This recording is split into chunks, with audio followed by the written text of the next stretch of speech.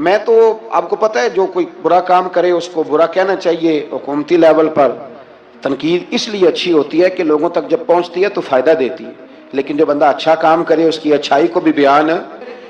حضرت حبیب اجمی رحمۃ اللہ تعالی علیہ فرمانے لگے کہ سود کا کاروبار میں نے شروع کر دیا اور بڑا وسیع تھا میرا کام سود کا، میں سود لیتا تھا، سود پہ گزارا ہوتا تھا۔ میری بیوی مجھے سمجھاتی تھی کہ یہ سود ہے، یہ حرام ہے، یہ غلط ہے، سے بچو۔ کہتے ہیں وہ کئی دفعہ مجھے کہتی تو میں ڈانٹ دیتا۔ ایک دن نا میں سود کے پیسے لے کے نا آ رہا گھر،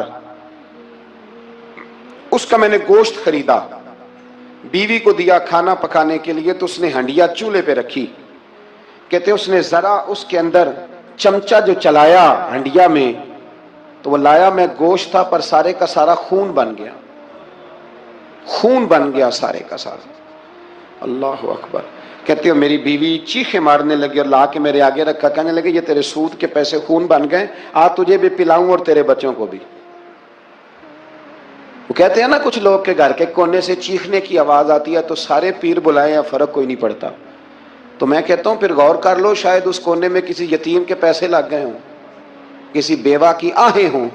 اگر اس رقم کی کوئی گھر بن جائے نا تو پھر ساری دنیا کے پیر جمع کرو تو چیخنے کی آوازیں بند نہیں ہوا کرتی۔ حضرت حبیب اجمی رحمۃ اللہ تعالی علیہ فرمانے لگے کہ وہ جب بن گیا نا خون تو اب میرے اندر نا چوٹ لگی کہ یار اگر دنیا میں اللہ تعالیٰ مجھے نظارے دکھا رہا ہے تو آخرت میں میرا کیا بنے۔ کہتے میں درد کے ساتھ باہر نکلا۔ بچے گلی میں کھیل رہے تھے، جب ان کے قریب سے گزرنے لگا نا تو ہم تو کہتے ہیں نا لوگ حسد میں بات کرتے ہیں، لیکن ایسی بات نہیں ہے۔ کچھ شریر لوگ ہوتے ہیں جو حسد میں بات کرتے ہیں، پر دیکھنا چاہیے کہ لوگ ہمارے بارے میں کیا کہتے ہیں۔ انتم شہداء اللہ فی الارض، حضور نے فرمایا تم زمین پر اللہ کے گواہ ہو۔ مومن جو تمہارے بارے میں کہے کان لگا کے سنو۔ لوگ تمہیں کیا کہتے ہیں، کن لفظوں سے یاد کرتے ہیں، جن لفظوں سے لوگ دنیا میں یاد کرتے ہیں مرنے کے بعد بھی انہی لفظوں سے یاد کریں گے، انہی لفظوں سے۔ کوئی تمہارے لیے ہاتھ اٹھا کے دعا نہیں کرے گا۔ ہاں اگر تم نے خیر کی ہوگی تو پھر لوگ گلیوں سے نکل نکل کے آئیں گے، پھر لوگ روئیں گے کہ بندہ بڑا تھا۔ تو حبیب اجمی کہتے ہیں میں باہر نکلا تو بچے کھیل رہے تھے، تو ایک بچہ ان میں سے کہنے لگا پیچھے ہٹ جاؤ، پیچھے ہٹ جاؤ، بڑا ظالم ہے، بہت بڑا سود خور ہے۔ چھوٹا بچہ، ایسا نہ ہو کہ اس کے پیروں سے مٹی اڑے اور ہمارے کپڑوں پہ پڑ جائے تو ہمیں بھی نحوست ملے، چھوڑو سودیا ہے۔ کہتے ہیں میرے دل پہ اور چوٹ لگی، میں نے کہا یا اللہ تیری چھوٹی چھوٹی مخلوق بھی مجھ سے نفرت کرتی، یہ بچے تک کہتے ہیں کہ میں اس طرح کا ہوں۔ بچے فرمانے لگے، میں وہاں سے سیدھا حضرت حسن بصری کے پاس گیا، میں نے کہا حضور مجھے توبہ کرا دیں۔ یہ پتہ ہے اللہ والوں کے پاس لوگ کیوں جا کے توبہ کرتے تھے، مرید ہوتے تھے؟ اس لیے کہ توبہ پہ قائم رہنا بڑا مشکل ہوتا ہے۔ کوئی ایسا بندہ ہونا چاہیے جو ہمیں توبہ پہ قائم رکھے، جو روز ہمیں نصیحت کرے۔ دیکھیں نا ہمارے سینئر ہوتے ہیں ہر فیلڈ میں، اگر کہیں ہم الجھ جاتے ہیں تو اپنے سینئر سے بات کرتے ہیں۔ تقوی کے پرہیزگاری کے راستے میں بھی ہمارا کوئی سینئر ہونا چاہیے تاکہ وہ ہمیں بتائے کہ پرہیز کہاں کرنی ہے، دوائی کیسے کھانی ہے اور آگے کیسے بڑھنا ہے۔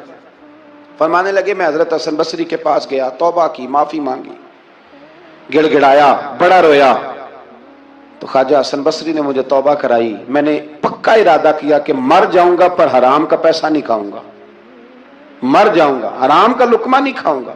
ویسے بھی ہم زیادہ کھا نہیں سکتے، یہ وارثوں کا مال ہوتا ہے، ہمارا تھوڑی ہوتا ہے۔ ہم کسی کے مال کے محافظ بنے رہتے ہیں اور کھائے گا کوئی اور حساب دے گا۔ اور جہاں تک بچوں کا معاملہ ہے نا، بچے اچھے ہوں نا تو پیسے بانی جاتے ہیں، اور بچے نالائق نکل آئیں تو جو ہوں وہ بھی اجڑ جاتے ہیں۔ تو اس لیے محنت تربیت پر ہونی چاہیے، نہ کہ بینک بیلنس پر ہونی چاہیے۔ حضرت حبیب اجمی کہتے ہیں واپس آیا سچی توبہ کر کے، ایک لقمہ حرام نہیں کبھی لوں گا۔ ابھی وہ بچے وہیں کھیل رہے تھے جن کے پاس سے میں گزر کے گیا تھا۔ کہتے ہیں واپس آیا تو وہیں کھڑے تھے، انہی بچوں میں سے وہی بچہ دوبارہ بولا، کہنے لگا پیچھے ہٹ جاؤ، پیچھے ہٹ جاؤ، اللہ کا ولی آ رہا ہے، کہیں ایسا نہ ہو کہ ہمارے پیروں سے گرد اڑے، اس کے کپڑوں پہ پڑے اور ہم بے ادب لکھ دیے جائیں۔ کہتے ہیں میں نے چلتے چلتے چیخ ماری کہ اے اللہ ابھی تو میں آج بدلا ہوں، آج میں بدلا ہوں تو تو نے میرے حق میں ساری گواہیاں بھی بدل دی ہیں، تو نے سارا نظام بدل کے رکھ دیا ہے۔ تبدیلی اپنے اندر لائیں، روح کے اندر لائیں، مزاج کے اندر لائیں۔ یہ شب قدر کی رات ہے، توبہ اور استغفار کریں لیکن بدلنے کے ارادے سے، چھوڑنے کے ارادے سے۔ اعلیٰ حضرت فاضل بریلوی رحمۃ اللہ علیہ جب ذی الحج کی آخری رات ہوتی تو فرماتے صبح سال بدل رہا ہے تو ہمیں بھی بدل جانا چاہیے۔ لوگ پوچھتے حضور کیا بدلیں؟ فرمایا جو ایک سپارہ پڑھتا تھا 2 کر دے، اور فرمایا جو اپنے آپ کو خوش کرنے کے لیے باتیں کرتا تھا وہ باتیں کم کر دے۔ آج نہ کچھ بدلنے کا پروگرام بنائیں، اپنے رب کریم کے ساتھ دل ہی دل میں وعدے کریں کہ کچھ عادتیں ہم چھوڑیں گے۔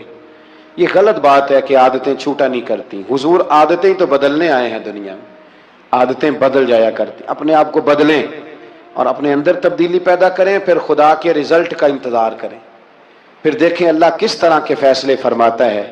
آپ ارادہ کریں، آپ پروگرام بنائیں، آپ ذہن اپنا بنائیں کہ میں نے نا اب کچھ بدل جانا ہے، اب میں نے اندر کچھ اپنے تبدیلی پیدا کرنی ہے، نکل آئیں۔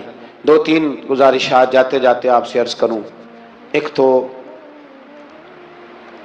زندگی میں کچھ کام ایسے کریں کہ جن کاموں کا مجھے پتا ہو یا میرے رب کو پتا ہو، کسی انسان کو خبر نہ ہو۔ دوسری بات یہ یاد رکھیں کہ دین کا کوئی کام بھی زندگی میں کریں نا تو اپنے اوپر مشقت کریں کہ وہ کام میں نے ریاکاری کے طور پہ نہیں کرنا، وہ دکھلاوے کے طور پہ نہیں کرنا۔ دینی معاملات کے اندر، دینی کاموں کے اندر، یعنی پہلے آپ اپنے آپ کو مطمئن کریں کہ واقعی آپ فی سبیل اللہ وہ کام کر رہے ہیں۔ اب یہ جو رسم ہے نا بے تحاشا، کچھ چیزیں بوجھ بننے لگ گئی ہیں، بوجھ۔ طبیعت محسوس کرتی ہے کہ یہ کیا ہو رہا ہے، مطلب ہم یہاں بھی ہم وہ کام کریں گے سیکھ کے، سن کے، تیار کر کے۔ باہر آئیں تھوڑا۔ حضرت ابو مرتعش ایک درویش گزرے، وہ کہتے ہیں میری حج کی تیاری تھی، میں گھر میں بیٹھا تھا، بالکل تیار تھا، کل پرسوں جانا تھا، تو میری اماں نے پانی مانگا، بیٹا پانی دینا۔ رسالہ کشیریہ میں اس کو لکھا ہے، کہتے ہیں اماں جی نے کہا پانی لاؤ، تو میں نے نا چھوٹے بھائی سے کہا اماں جی کو پانی دینا۔ اماں جی نے مجھ سے پانی مانگا ہے۔ یہ جو پیر صاحب ہوتے ہیں ان کو بھی اماں کی خدمت کرنی چاہیے کہ نہیں کرنی چاہیے؟ وہ جو انڈسٹری کا مالک ہے 2 کروڑ روپیہ وہ نرس رکھ دے اماں کو کہ خود اماں کو روٹی کھلائے؟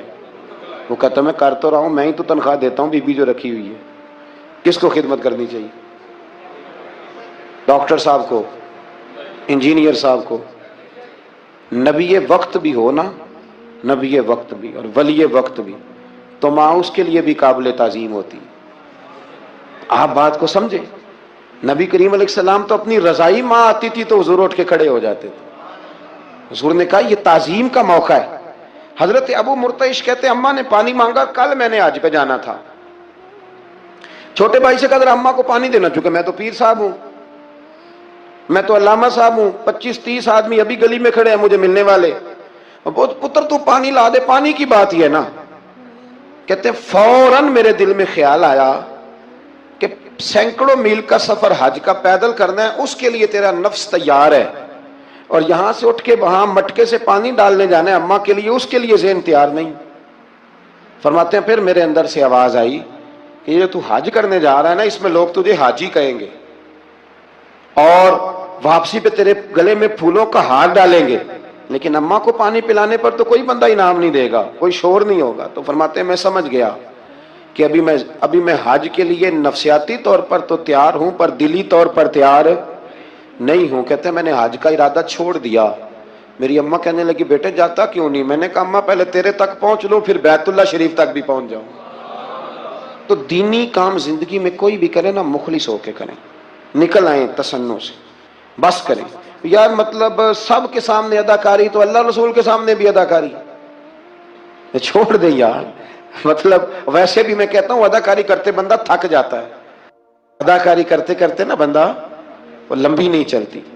تو آپ نارمل زندگی میں اللہ رسول کے ساتھ رہیں گے تو وہ آپ کے لیے بہتری ہوگی، آسانی ہوگی آپ کے لیے۔ میں شب برات کی محفل کے بڑے پوسٹر نہیں بنواتا، شب قدر کے بھی نہیں بنواتا، اگر کبھی بنتے ہیں تو دوست کوئی بنا کے لگا دیتا ہے، بڑا مختصر سا پیغام، وہ بھی شاید آج کیوں بھلا؟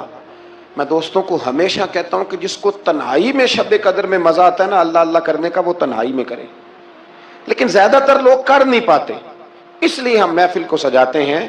اس میں کوئی ایسا مقصد نہیں، کوئی ایسا معاملہ نہیں، خدا را کچھ تھوڑا سا اخلاص للہیت پیدا کریں طبیعت میں، اور کبھی بھی دین کے معاملے میں کسی جگہ بھی کوئی ایسا کام نہ کریں جس میں رکاوٹ ہو، آزمائش ہو۔ ابھی کی بات بتاتا ہوں، میں نے ہمارے جو تراویح کے حافظ صاحب ہیں ان کی خدمت کی۔ ابھی ہم نے، مجھے ایک سنگی کہنے لگے آپ نے بتایا نہیں کیا دیا ہے۔ میں نے کہا میرے خیال میں بتانے کے لائق ہوتے تو شاید بتاتا۔ اب آپ کسی کو 2-4 ہزار دے کے اس کا اعلان کریں گے تو یہ کچھ چیزیں ہیں نہیں اعلان کرنے والی۔ پھر یہ کہ وہ میں دیکھتا رہتا ہوں نا جی، تصویریں پہنچتی رہتی ہیں کہ جو 500 دے رہا ہے وہ بھی فوٹو کھنچوا رہا ہے، جو سوٹ دے رہا ہے وہ بھی فوٹو کھنچوا رہا ہے۔ تو جو ایک جگہ پہ میں کھانے کے لیے بیٹھا تھا ٹیبل پہ، تو انہوں نے پہلے نا برتن اٹھا کے تو چاولوں کی فوٹو کھینچی، پھر قورمے کی کھینچی، پھر ساری چیزوں کی۔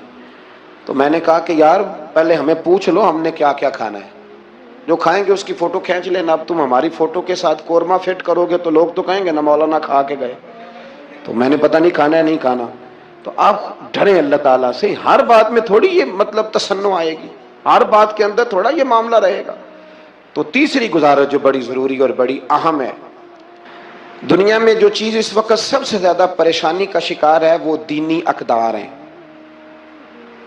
ہر شعبے میں تیزی سے کام ہو رہا ہے، تیزی سے، اور دینی اقدار کو لوگ پیچھے کرتے جا رہے ہیں۔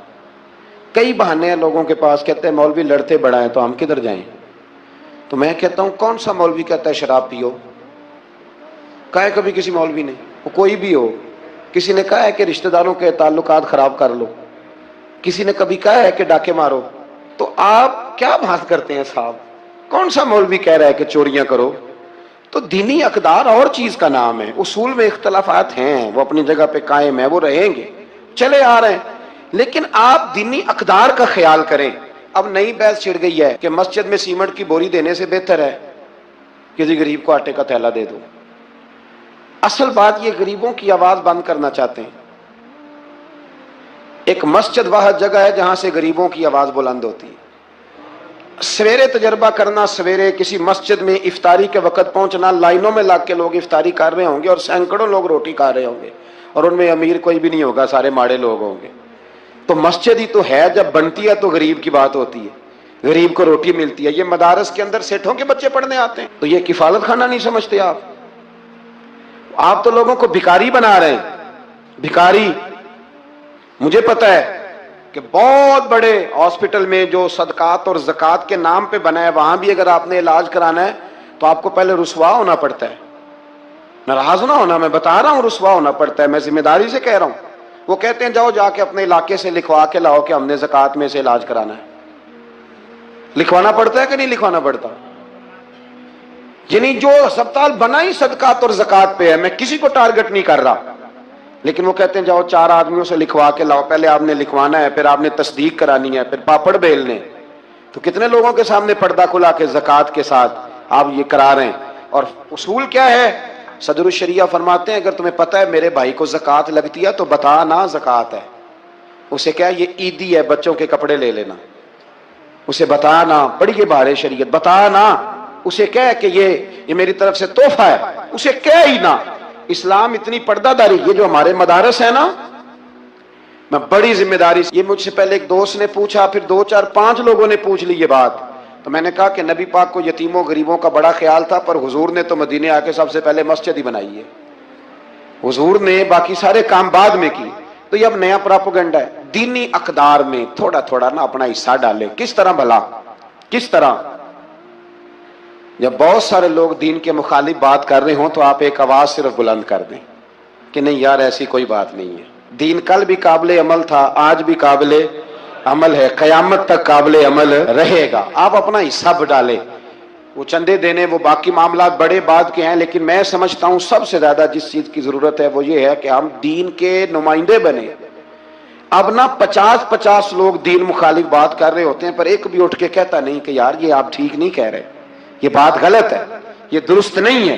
میں آپ سے گزارش کروں گا، وہ آپ کسی میدان میں بھی ہیں، کسی چوک میں بیٹھے ہیں، سوشل میڈیا پہ بیٹھے ہیں، کہیں بھی بیٹھے ہیں، آپ اپنے دین کے نمائندے بنیں. اس تیزی کے ساتھ لبرل لوگ دین کو بدنام کرتے ہیں، اس تیزی کے ساتھ نظام کو چلاتے ہیں، اتنی خرابی پیدا کرتے ہیں کہ آنے والی نسل دین بیزار ہوتی جا رہی. دین بیزار. 3 باتیں ان کے تعلق سے میں نے آپ کی خدمت میں عرض کرنی ہے. سب سے پہلی بات تو یہ کہ اللہ تعالیٰ نے انہیں انتہائی مضبوط، طاقتور اور توانا ایمان عطا فرمایا. قرآن مجید میں اللہ کریم نے فرمایا والذی جاء بالصدق وصدق بہ. ایک وہ شخصیت جو سچ لے کے تشریف لائی، اور دوسری وہ جنہوں نے اس کی تصدیق کی. اولئک ھم المتقون. یہی لوگ پرہیزگار ہیں، یہی لوگ متقی ہیں.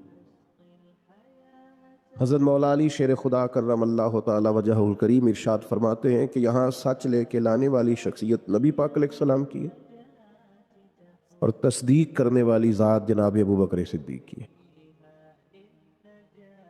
حضرت ابو بکر صدیق رضی اللہ تعالیٰ عنہ نے فوراً اس سچ کی تصدیق کی جو حضور لے کر کے تشریف لائے. بہت سارے لوگ ایسے ہوتے ہیں جن کے شعور کی آنکھیں کھل جاتی ہیں، وہ ضمیر کی نہیں کھولتے. شعور تو ابو سفیان کا بھی بڑی جلدی بیدار ہو گیا تھا، لیکن بڑی دیر کے بعد جا کے انہوں نے کلمہ پڑھا رضی اللہ تعالی عنہ. بڑی جلدی پہچان گئے چیزوں کو. ابو جہل، ابو البختری، عتبہ، اتیبہ، شیبہ، بلکہ اخنس بن شریق سے جب ابو جہل نے کونے میں جا کے پوچھا، اور اس نے ابو جہل سے پوچھا کہ تمہاری رائے کیا ہے، تو انہوں نے کہا رائے تو یہی ہے کہ حضور جو فرماتے ہیں حق اور سچ ہے. اس کا مطلب ہے شعور کی آنکھیں تو کھل گئی تھیں. جب تنہائیوں میں یہ کہا کرتے تھے کہ کریم کی ہر بات سچ ہے، تو شعور تو بیدار ہو گیا تھا، لیکن ضمیر کو دبائے رکھا. ماشاءاللہ مفتی صاحب بھی تشریف لے آئے. ضمیر کو دبائے رکھا. حضرت ابو بکر صدیق رضی اللہ تعالیٰ عنہ کا کمال یہ ہے کہ جب ان کے شعور کی آنکھیں کھلی نہ کہ دین حق اور سچ ہے، پھر انہوں نے کسی اور طرف نہیں دیکھا، فوراً اپنے ضمیر کی آواز پہ لبیک کہا اور نبی پاک کا کلمہ پڑھ لیا. یہ بڑی انفرادیت ہے، اس کو سمجھیے گا. بہت سارے لوگوں کو شعوری طور پر سمجھ آ جاتی ہے حق اور سچ کیا ہے، لیکن وہ بیچارے ضمیر کو دبائے رکھتے ہیں، اپنے آپ کے ساتھ جنگ کرتے رہتے ہیں، حق کو قبول نہیں کرتے. حضرت صدیق اکبر کی زندگی کا یہ پہلا سبق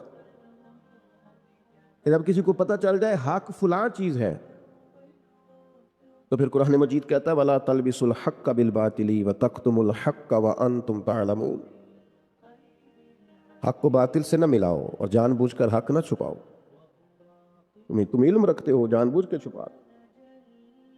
تو جب پتہ چل گیا حق کیا ہے، درست کیا ہے، ٹھیک کیا ہے، پھر اسے قبول کیا جائے، پھر تردد نہ کیا جائے. ہمارے ہاں بہت سارے لوگ سمجھتے ہیں دین پر ہی چلنا چاہیے، یہی حق ہے، تو بھائی چلتے کیوں نہیں؟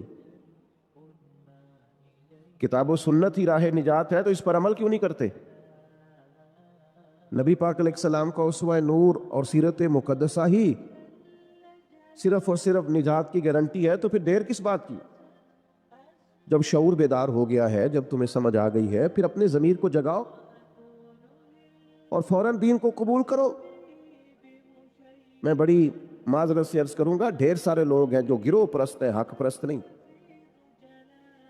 اپنی جماعتوں کے بت پالتے ہیں، تنظیموں کے بت پالتے ہیں، وہ اپنے قبیلے کا بت پالتے ہیں، اپنے علاقے کا بت پالتے ہیں، لسانی اور علاقائی بنیادوں پر تقسیم رہتے ہیں. حق پرست نہیں ہوتے، گروہ پرست ہوتے. میرے گروپ نے جو کہہ دیا ہے وہ اگرچہ غلط بھی ہے، لیکن چونکہ میرے گروپ نے کہا ہے لہذا ہر حال میں اسے سپورٹ کرنا ہے. یہ جرأت انسان میں ہونی چاہیے کہ وہ حق کو حق کہے، وہ صحیح کو صحیح کہے. یہ جرأت جناب صدیق اکبر نے پیدا کی، اور بڑے دلیر آدمی تھے حضرت صدیق اکبر، جنہیں پوری طرح سارے معاشرے سے لڑنے کا حوصلہ تھا، گھر میں بھی گھر کے باہر بھی. اللہ نے بعد میں توفیق دی، ان کی 4 نسلیں صحابی بنی ہیں، لیکن شروع میں یہ اعلان کرنا، ان کے والد سخت ناراض ہوا کرتے تھے بعض چیزوں سے، اور پھر قبیلے سے ہم لوگوں نے تو سمجھ لیا نیکیاں بھی شاید جمہوری ہوتی ہیں، سارے کریں گے تو میں بھی کروں گا، جی فلانا کام کوئی نہیں کر رہا میں کیوں کروں، نیکیاں جمہوری نہیں ہوتی، ملک جمہوری ہے، نیکیاں جمہوری نہیں ہوتی، نیکی تو نیکی ہوتی ہے، کوئی کرے نہ کرے ہم نے کرنی ہے۔ تو حضرت صدیق اکبر کا یہ پہلا اعزاز، اس کو سمجھیں کہ انہوں نے دین حق کو قبول کیا، اور نبی پاک علیہ السلام نے اس بات کو بطور اعزاز کے بیان کیا ہے، بطور فضیلت کے، یہ ان کی انفرادیت کے طور پر نبی پاک نے اس کو بیان کیا۔ حضور علیہ السلام نے ارشاد فرمایا کہ میں نے جس کے سامنے بھی دین پیش کیا ہے اس نے تردد کیا، کچھ لوگوں نے دلیل مانگی، حضور کے پاس دلیلوں کی کمی تو نہیں، سرکار تو خود سراپا دلیل ہے۔ یا ایھا الناس قد جاءکم برہان من ربکم، اے لوگو یہ محبوب تمہارے پاس رب کی دلیل بن کے آئے۔ کریم فرماتے ہیں جس کے سامنے بھی دین پیش کیا اس نے تردد کیا ہے، فرمایا یہ صرف میرے ابو بکر صدیق ہیں، میں نے دین پیش کیا ہے لیٹ کی کوئی نہیں، فوراً ہی کلمہ پڑھ کے مسلمان ہوگا۔ حق کو فوراً قبول کرنا اور فوراً حق کی تصدیق کرنا اور فوراً حق کے سامنے سر کو جھکانا، یہ پہلا سبق ہے جناب صدیق اکبر کی زندگی کا۔ لیٹ نہ کریں، کمزور نہ بنے، ٹوٹتی بکھرتی رائے والے نہ بنے، کمزور ارادوں والے نہ بنے، حق جب نصیب ہو اسے قبول کریں۔ دوسری بات، اسلام یہ کہتا ہے کہ جب تم کلمہ پڑھ لو نا پھر پورے کے پورے دین میں آؤ۔ یا ایھا الذین آمنوا ادخلوا فی السلم کافہ، اے ایمان والو دین میں پورے پورے داخل ہو جاؤ۔ جب دین قبول جو کر لیا ہے، مان جو لیا ہے، تو پھر جتنی باتوں کی دین تعلیم ارشاد فرماتا ہے ان ساری باتوں پر عمل کیا جائے، اپنے آپ کو سراپا نیکی بنایا جائے، سراپا خیر ہو انسان کا وجود، جتنی نیکیاں سوسائٹی میں وہ کر سکتا ہے وہ ساری کرنے کا اس کے اندر جذبہ ہو، شوق ہو۔ ہم کیا کرتے ہیں، نیکیاں کرتے ہیں لیکن خالص دینی کاموں کو بھی دنیا داری بنا لیتے ہیں۔ جنازہ پڑھنا خالص دینی کام ہے، نبی پاک علیہ السلام نے فرمایا ایک مسلمان کا دوسرے مسلمان پر حق ہے، جو حقوق مومن کے مومن پہ ہیں ان میں سے ایک حق جنازہ ہے، لیکن وہ ہم کس لیے جاتے ہیں کہ میرا تعلق بڑا ہے اس کے بیٹے سے، بھائی سے، باپ سے۔ آپ اس تعلق کی بنیاد پر گئے، حالانکہ آپ کو تو کلمے کی بنیاد پر جو تعلق تھا اس بنیاد پر جانا چاہیے۔ ہم نے کیا کیا، دینی کام تھا لیکن اس کو دنیا بنا لیا۔ یہ ہمارا مذہبی سٹیج ہوتا ہے، ظاہر ہے آپ اتنی بڑی تعداد میں لوگ آئے ہیں، آپ کا خیال ہے کہ ایک دیندار آدمی تقریر کرنے آ رہا ہے، لیکن اگر میرے دل میں یہ خواہش ہو کہ بڑے لوگوں میں فیمس ہو جاؤں گا اور ڈھیر سارے لوگ واہ واہ کریں گے اور گھر چاہے کہیں گے کیا بات مولانا نے کیا نقطہ بیان کیا ہے، اگر یہ میرے ذہن میں باتیں آئیں گی تو میں نے دینی کام کو بھی دنیا بنا لیا، ترویج شریعت کے کام کو میں نے ذاتی شہرت کا ذریعہ بنا لیا۔ یہ دینی کام دنیا بن جائے۔ دین میں پورے پورے داخل ہونے کا مطلب یہ ہے کہ آپ سراپا خیر بن جائیں، پھر آپ ہر وہ نیکی جس کو دین نیکی کہتا ہے اسے کریں، اور ہر وہ چیز جس سے دین روکتا ہے اس سے رکیں۔ حضرت حسن بصری رضی اللہ تعالیٰ عنہ سے کسی نے کہا تقویٰ کیا ہے، فرمایا جہاں جانے کا رب نے حکم دیا ہے وہاں غیر حاضری نہ کرنا، اور جہاں جانے سے اس نے منع کیا ہے وہاں نظر کبھی نہ آنا، یہ متقی ہونے کی علامت۔ حضرت صدیق اکبر کا آپ سراپا دیکھیے، نبی پاک علیہ السلام نے صحابہ سے فرمایا یہ دیکھیں، ہو سکتا ہے معاذ اللہ کسی کے دل میں خیال ہو کہ یہ شاید کوئی معمولی چیزیں، لیکن یہ تعمیر شخصیت میں اور کردار سازی میں کلیدی حیثیت رکھتی ہیں یہ چیزیں۔ حضور نے صحابہ سے پوچھا بتاؤ بھئی آج جنازے میں کسی نے شرکت کی ہے؟ تو تمام خاموش تھے. جناب صدیق اکبر نے ہاتھ کھڑا کر کے عرض کی حضور مجھے اللہ نے یہ سعادت عطا کی. نبی پاک علیہ السلام نے فرمایا آج تم میں سے کوئی روزہ دار بھی ہے؟ عرض کی یا رسول اللہ مجھے اللہ نے توفیق دی ہے. صرف حضرت صدیق بولے. پھر نبی رحمت صلی اللہ تعالی علیہ وسلم نے پوچھا آج کسی نے کسی مسکین کو کھانا کھلایا؟ سب خاموش تھے. صرف حضرت صدیق کو آج یہ اعزاز حاصل ہوا. ہاتھ کھڑا کر کے عرض کی یا رسول اللہ مجھے یہ موقع ملا. یعنی جس سوال پر سرکار استفسار کرتے اسی سوال کے جواب میں جناب صدیق اکبر ہاتھ کھڑا کر کے کہتے یا رسول اللہ مجھے یہ موقع ملا. آپ بات کو سمجھیں. جب دین قبول کر لیا پھر سراپا نیکی بن جائے. پھر جو بھی خیر کا کام حضور علیہ السلام نے فرمایا کسی نیکی کو بھی معمولی نہ سمجھو, کسی نیکی کو بھی معمولی نہ جانو, یہاں تک کہ کچھ نہ ہو سکے تو اپنے بھائی سے مسکرا کے بات ہی کر لو. حضرت صدیق اکبر رضی اللہ تعالیٰ عنہ نے دین کے اس فلسفے پر حقیقی طور پر عمل کیا اور ہر خیر کو ہر نیکی کو دوڑ دوڑ کے حاصل کیا. اسی لیے سرور کائنات علیہ السلام نے فرمایا قیامت کے دن کچھ روزہ دار ہوں گے, انہیں جنت میں ایک روزے داروں کا دروازہ ہے, وہاں سے آواز دی جائے گی روزے داروں ادھر آ جاؤ, اس دروازے سے گزرو. ایک دروازہ وہ ہے جہاں سے سخی گزریں گے, ایک وہ ہے جہاں سے مجاہد گزریں گے, ایک وہ ہے جہاں سے حاجی اور مکے اور مدینے کے زائر گزریں گے. حضرت صدیق نے عرض کی حضور میں کس دروازے سے گزروں گا؟ فرمایا ابو بکر سارے دروازے منتظر ہوں گے کہ کبھی ابو بکر یہاں سے گزر جائے نا, کبھی یہاں سے گزر جائے نا, کبھی یہاں سے گزر جائے نا. کیوں؟ اس لیے کہ ہر نیکی کو پہنچ کے حاصل کیا, ہر خیر کو پہنچ. ہم تو ویسے بھی اللہ خیر کرے کو دو ایک نیکیاں کر لیں وہ گنی ہوئی ہوتی ہیں ہم نے, وہ ساری ہمارے پاس طے ہوتی, سارا پتہ ہوتا. کتنے پیسے پچھلے سال مسجد دیے تھے پورا یاد ہے, اور بھئی جو سارا سال آپ نے اپنی ذات پر لگائے ہیں وہ بھی تو یاد ہونے چاہیے. نیکیوں کو لوگ گن گن کے شمار کر کے رکھتے ہیں جو بھولنے کی چیز تھی, اور معاذ اللہ جن کمزوریوں کو غفلتوں کو یاد کرنا تھا انہیں بھول جاتے. تو حضرت صدیق اکبر سراپا نیکی بن گئے. سراپا کلمہ پڑھا تو ان کا وجود سراپا ایمان تھا, سراپا خیر تھا. کوئی بھی ایسا کام نہ کریں اس سے محسوس ہو کہ ہم وقت ضائع کرتے ہیں, ہمیں خیر سے وابستگی نہیں ہے. جو نیکی ملے فاستبقوا الخیرات, نیکیوں میں آگے بڑھ جاؤ.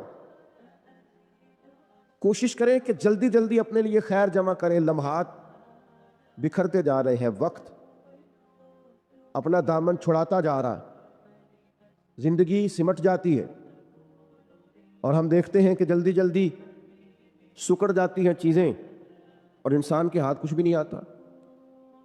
تو کوشش کی جائے ہمیشہ خیر جمع کرنے کی, بڑھ چڑھ کے نیکیاں کرنے کی. نبی کریم علیہ السلام نے فرمایا جنتیوں کی 360 علامتیں, کسی میں ایک بھی پائے جائے تو جنتی ہے. آپ کی توجہ ہے میری بات پر؟ کتنی علامتیں؟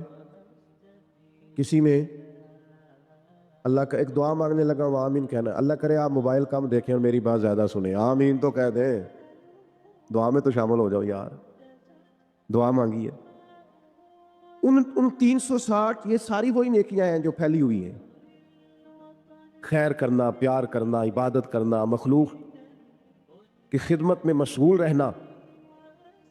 فرمایا جنتیوں کی 360 علامات ہیں, ایک بھی پائی جائے تو بندہ جنتی ہے. حضرت صدیق اکبر کا لہجہ ہمیشہ دھیما رہا ہے, بڑے وزادار تھے. فوراً عرض کی یا رسول اللہ میرے اندر بھی کو پائی جاتی. وہ جو 360 نورانی علامات ہیں جنتیوں کی تو کریم میرے اندر بھی کو پائی جاتی. نبی کریم نے فرمایا آپ کے اندر تو 360 ساری کی ساری پائی جاتی ہیں, ساری. انہوں نے سراپا خیر کیا, سراپا. ہم بھی بڑے مصروف لوگ ہیں. کوئی پوچھے جناب کی کیا پوزیشن ہے, کہتے ہیں بڑا مصروف ہوں. تو اگر پوچھا جائے کتنی دیر مصروف ہے تو کہتے ہیں 6 گھنٹے تو موبائل پہ مصروف ہونا. یہ جو راتیں ہیں نا, لمبی راتیں سردیوں کی, یہ تہجد پڑھنے کے دن تھے. اور یہ چھوٹے دن تھے سردیوں کے، یہ روزے رکھنے کے دن تھے، لیکن اس کے لیے جو عشاء کے بعد سو جائے، یعنی اگر 7 بجے عشاء پڑی اور 6:15 فجر پڑی تو اتنی لمبی رات بنتی ہے 10-11 گھنٹے کی، اور ڈاکٹر کہتے ہیں بڑا بھی زیادہ سوئیں تو 8 گھنٹے کافی ہے، تو 3 گھنٹے تو رات پھر بچ جاتی۔ یہ وقت تھا سحری میں اٹھنے کا، لیکن اس کے لیے جو عشاء کے بعد موبائل کی جان چھوڑے تاکہ سحری میں اٹھ سکوں، جب سوئے گا نہیں تو اٹھے گا کیسے؟ ہم اگر مزاج رکھتے ہو نا خیر کا تو اللہ تعالیٰ وقت میں بھی برکت پیدا کر دیتا ہے۔ یہ جو ہمارے بزرگ اتنی اتنی بڑی ضخیم کتابیں لکھ گئے، کتنی کتنی جلدیں ہیں ان کے وقت میں برکت تھی، وقت کو مینج کرتے تھے۔ لیکن خوش گپیاں ہماری سیریں، ہمارا آنا جانا، ہمارا موبائل کو وقت دینا، اس نے ہمیں بڑا الجھا دیا۔ حضرت عمر فاروق رضی اللہ تعالیٰ عنہ بیان فرماتے ہیں، کہتے ایک نابینا بیوہ اور بے اولاد خاتون تھی مدینہ منورہ میں، تو میں اس کے گھر کا کام کاج کر دیا کرتا تھا۔ تو ایک دن میں گیا تو میرے سے پہلے ہی کوئی بوڑھی اماں کے گھر کا کام کر گیا۔ آپ غور کیجئے گا، یہ مختلف انداز میں روایت مختلف جگہوں پہ ہے، صاحب کنز المال نے اس طرح لکھی ہے جس طرح میں بیان کر رہا ہوں۔ تو مجھ سے پہلے سارے کام کر گیا۔ بھلا کام کیا تھے؟ گھر میں جھاڑو دینا تھا، برتن مانجنے تھے، پانی بھر کے لانا تھا، وہ مجھ سے پہلے کر گیا۔ اگلے دن گیا تو پھر کوئی مجھ سے پہلے کر گیا تھا، تیسرے دن گیا تو پھر، اب میں نے کہا ڈھونڈوں تو صحیح بندہ کون؟ فرماتے ہیں کہ میں چھپ کے بیٹھ گیا کہ میں دیکھوں تو صحیح کون ہے جو مجھ سے پہلے آتا ہے۔ تو کہتے ہیں سحری کا وقت تھا، امیر المومنین، خلیفۃ المسلمین، جانشین مصطفیٰ کریم صلی اللہ تعالی علیہ وسلم حضرت صدیق اکبر کا دروازہ کھلا۔ بیاں ہو کس زبان سے مرتبہ صدیق اکبر کا، کہ محبوب خدا محبوب ہے صدیق اکبر کا۔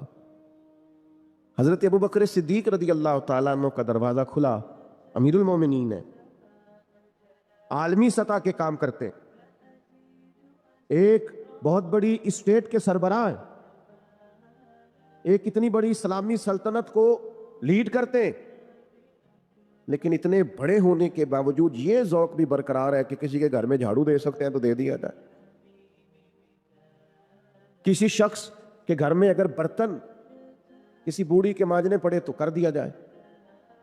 فرماتے وہ میں نے دیکھا تو حضرت صدیق اکبر تھے، سراپا خیر تھا ان کا وجود، سراپا خدمت تھا۔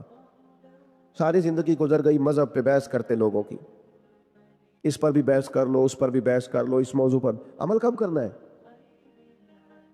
ساری زندگی اب بحث ہوتی رہیں گی، ساری زندگی صرف یہی مزاج ہوگا کہ دین کا کوئی موضوع ملے چلے علماء کریں گے حق کے حق کے لیے کبھی بات کرنی ہوگی، لیکن عوام کے اندر جو اتنی بحث ہوتی، عمل کب کرنا ہے؟ ساری زندگی صرف ابحاث ہوں گی۔ بھائیو سنو، حضرت صدیق اکبر نے اپنے آپ کو سراپا خیر بنا لیا۔ اور تیسری بات جو آپ کی خدمت میں عرض کرنی ہے وہ یہ ہے کہ حضرت صدیق اکبر کے مزاج میں ڈٹنا تھا، ڈٹ جاتے تھے۔ اس دور کا سب سے بڑا المیہ یہ ہے کہ ہمارے ہاں استقامت نہیں ہے، کچھ دیر کے لیے لوگ کوئی کام کرتے ہیں پھر چھوڑ دیتے ہیں۔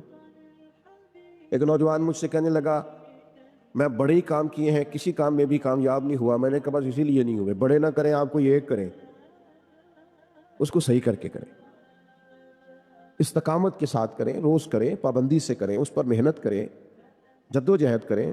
پتھر پہ پانی پڑے متصل تو بے شبہ کس جائے پتھر کی سیل۔ ایک قطرہ قطرہ پانی مستقل پتھر پر گرے تو اس میں بھی سوراخ بن جاتا۔ تو آپ محنت کریں گے تو اللہ تبارک و تعالی اپنے فضل سے نتائج عطا فرمائے گا، لیکن اگر محنت ہی نہیں کر رہے۔ حضرت صدیق اکبر کی طبیعت میں ڈٹنا تھا، انہوں نے کلمہ پڑھا، پھر بڑی آندیاں چلیں، بڑے طوفان آئے، بڑا ٹکراؤ پیدا ہوا، بڑے حالات خراب ہوئے، لیکن حضرت صدیق اکبر ڈٹے رہے۔ حضرت صدیق اکبر نے نبی پاک کا ادب کیا صلی اللہ تعالی علیہ وسلم، تو جناب صدیق نے ڈٹ کے کیا۔ دنیا میں ایک فلسفہ بیان کیا جاتا ہے کہ جو زیادہ قریب رہتا ہے وہ ادب چھوڑ جاتا ہے، اور یہ بات غلط نہیں ہے، ایسا ہوتا ہے۔ جن لوگوں جو زیادہ قریب رہتے ہیں، جو زیادہ جن کو قربت ملتی ہے، کچھ چیز جن کو آسانی سے میسر آ جاتی ہے، وہ اس کی قدر نہیں کرتے۔ ہوتا ہے کہ زیادہ قریب میں رہنے والے لوگ اکثر قدر کر چھوڑ دیتے، لیکن حضرت صدیق اکبر کا کمال ہے، انہوں نے دنیا کا یہ فلسفہ ہی غلط کر دیا ہے۔ انہوں نے کہا قریب بھی سب سے زیادہ میں رہا ہوں اور احترام بھی سب سے زیادہ میں نے کر کے دکھایا ہے، قرب بھی سب سے زیادہ، ادب بھی۔ سب کوئی باہر سے آتا تھا تو حضرت صدیق اکبر اسے کونے میں لے جاتے تھے، پہلے نبی پاک کا ادب سکھاتے، کہتے یہ بڑی نازک بارگاہ، ادب گاہ ہیست زیر آسماں از عرش نازک تر، نفس گم کردمی آیت جنید و با یزیدی جا۔ کونے میں لے جاتے اور حضور کا ادب سکھاتے، استقامت کے ساتھ خدمت کی، استقامت کے ساتھ دین پر ڈٹے رہے۔ اور جب نبی پاک صلی اللہ تعالی علیہ وسلم کا وصال ظاہری ہوا تو امت پر بڑا کٹھن وقت تھا۔ کچھ قبائل نے انکار کر دیا معاذ اللہ زکوٰۃ دینے سے، ارتداد کی طرف بڑھنے لگے۔ ایک لشکر سرکار نے روانہ کیا تھا، بعض لوگوں کی رائے ہوئی کہ اس لشکر کو ابھی نہ بھیجا جائے۔ اس وقت جو ڈٹ کر میدان میں کردار ادا کیا ہے وہ سیدنا صدیق اکبر نے کیا۔ میری ایک رائے ہے، میں اکثر کہتا ہوں دوستوں سے کہ یہ جو کامیاب ترین حکومت کیا نا حضرت عمر نے، مضبوط ترین خلافت کی ہے، اور بڑا ڈٹ کے انہوں نے کارہائے نمایاں سر انجام دیے، تو اس کے پیچھے بھی کردار سیدنا صدیق اکبر کا۔ انہوں نے فتنوں کا سر کچل کے، اٹھنے والے ہر فتنے کا سر کچل کے ایک مضبوط بنیاد بنا کے سیدنا عمر کو دی تھی۔ اس کا نتیجہ یہ نکلا کہ حضرت عمر کے لیے کام کرنا آسان ہو گیا، مشکلات ان کے لیے نہیں رہی۔ اور بھائی جان آپ کو اللہ لمبی زندگی، برکت، عزت، صحت والی دے، بیٹھ جائیں آپ، کتنے آپ پیارے لوگ ہیں۔ اب تو تقریر ختم ہونے لگی، بس میں اللہ تعالیٰ آپ کو سلامت رکھے، میری کچھ طبیعت بھی ٹھیک نہیں ہے اور سفر بھی لمبا کیا ہے، بات بھی میری مکمل ہو گئی اب ماشاءاللہ، لیکن ہمارے بھائی نے بھی بڑا زور لگایا، تو باقی ہمارے جو نعت شریف پڑھنے والے تھے انہوں نے بھی آپ سے عرض کی کہ آپ بیٹھ جائیں، لیکن میں محسوس کرتا ہوں آپ میں کافی استقامت ہے، آپ نے بھی جو کہہ لیا ڈٹ گئے۔ اللہ تعالیٰ سب کو جزائے خیر دے، ہم سب کے حال پہ رحم فرمائے۔ اب 2-4 منٹ دے تاکہ بات مکمل ہو سکے۔ حضرت سیدنا صدیق اکبر رضی اللہ تعالیٰ عنہ نے جو استقامت دکھائی، استقامت، فوراً لوگ ہتھیار ڈال دیتے ہیں۔ دین کے معاملے میں ڈٹنا سیکھیں، سارے بچے مخالف ہو بھی گئے ہیں تو کوئی حرج نہیں، آپ کھڑے تو ہوں، برادری ساری اگر مخالف ہو بھی گئی ہے تو کوئی مسئلہ نہیں، دین کے لیے ڈٹے تو صحیح، آپ سٹینڈ تو لیں، اگر آپ ڈٹیں گے تو اللہ مدد کرے گا۔ حضرت عمر رضی اللہ تعالیٰ عنہ نے آن کر کے حضرت صدیق اکبر سے یہ عرض کیا تھا کہ حضور ابھی حالات اور ہیں، آپ کم از کم یہ لشکر ہی نہ بھیجیں، مانعین زکوٰۃ معاذ اللہ منکرین ان کے خلاف لڑنا ہے، حالات اس طرح کے نہیں ہے، ذرا بہتری ہو جائے گی۔ تو حضرت ابو بکر صدیق جو اپنے مزاج کے لحاظ سے نرم خو تھے، انہوں نے حضرت عمر سے کہا تمہیں تمہاری ماں روئے، تم مجھے یہ مشورہ دے رہے ہو کہ وہ لشکر روک دوں جسے سرکار نے روانہ کیا ہے؟ فرمانے لگے میں مدینہ منورہ میں اکیلا بھی رہ گیا اور جنگل کے درندے آ کے مجھے نوچنے بھی لگے تو میں تنہا مقابلہ کروں گا، لیکن وہ لشکر ضرور جائے گا جسے مدینے والے محبوب نے روانہ کیا۔ یہ استقامت، یہ ٹھہرنا، ذرا کھڑے ہونا۔ اچھا کئی دفعہ ایسا ہوتا ہے وقتی طور پر حالات موافق نہیں ہوتے، حالات کی نبض دیکھ کر نہیں چلنا چاہیے، کتاب و سنت کا حکم دیکھ کر چلنا چاہیے۔ حالات موافق نہیں ہیں تو کیا ہوا، ہم حق چھوڑ جائیں گے؟ استقامت ایک نعمت ہے۔ سیدہ عائشہ صدیقہ رضی اللہ تعالیٰ عنہ بیان فرماتی ہیں کہ نبی پاک علیہ السلام نے فرمایا اللہ کو وہ عمل زیادہ پسند ہے اگرچہ تھوڑا ہو پر روز ہو، استقامت کے ساتھ، اس کے اندر کسی قسم کی کمی نہ کی جائے، وہ عمل اللہ تبارک و تعالیٰ کو زیادہ محبوب اور زیادہ پسند ہے۔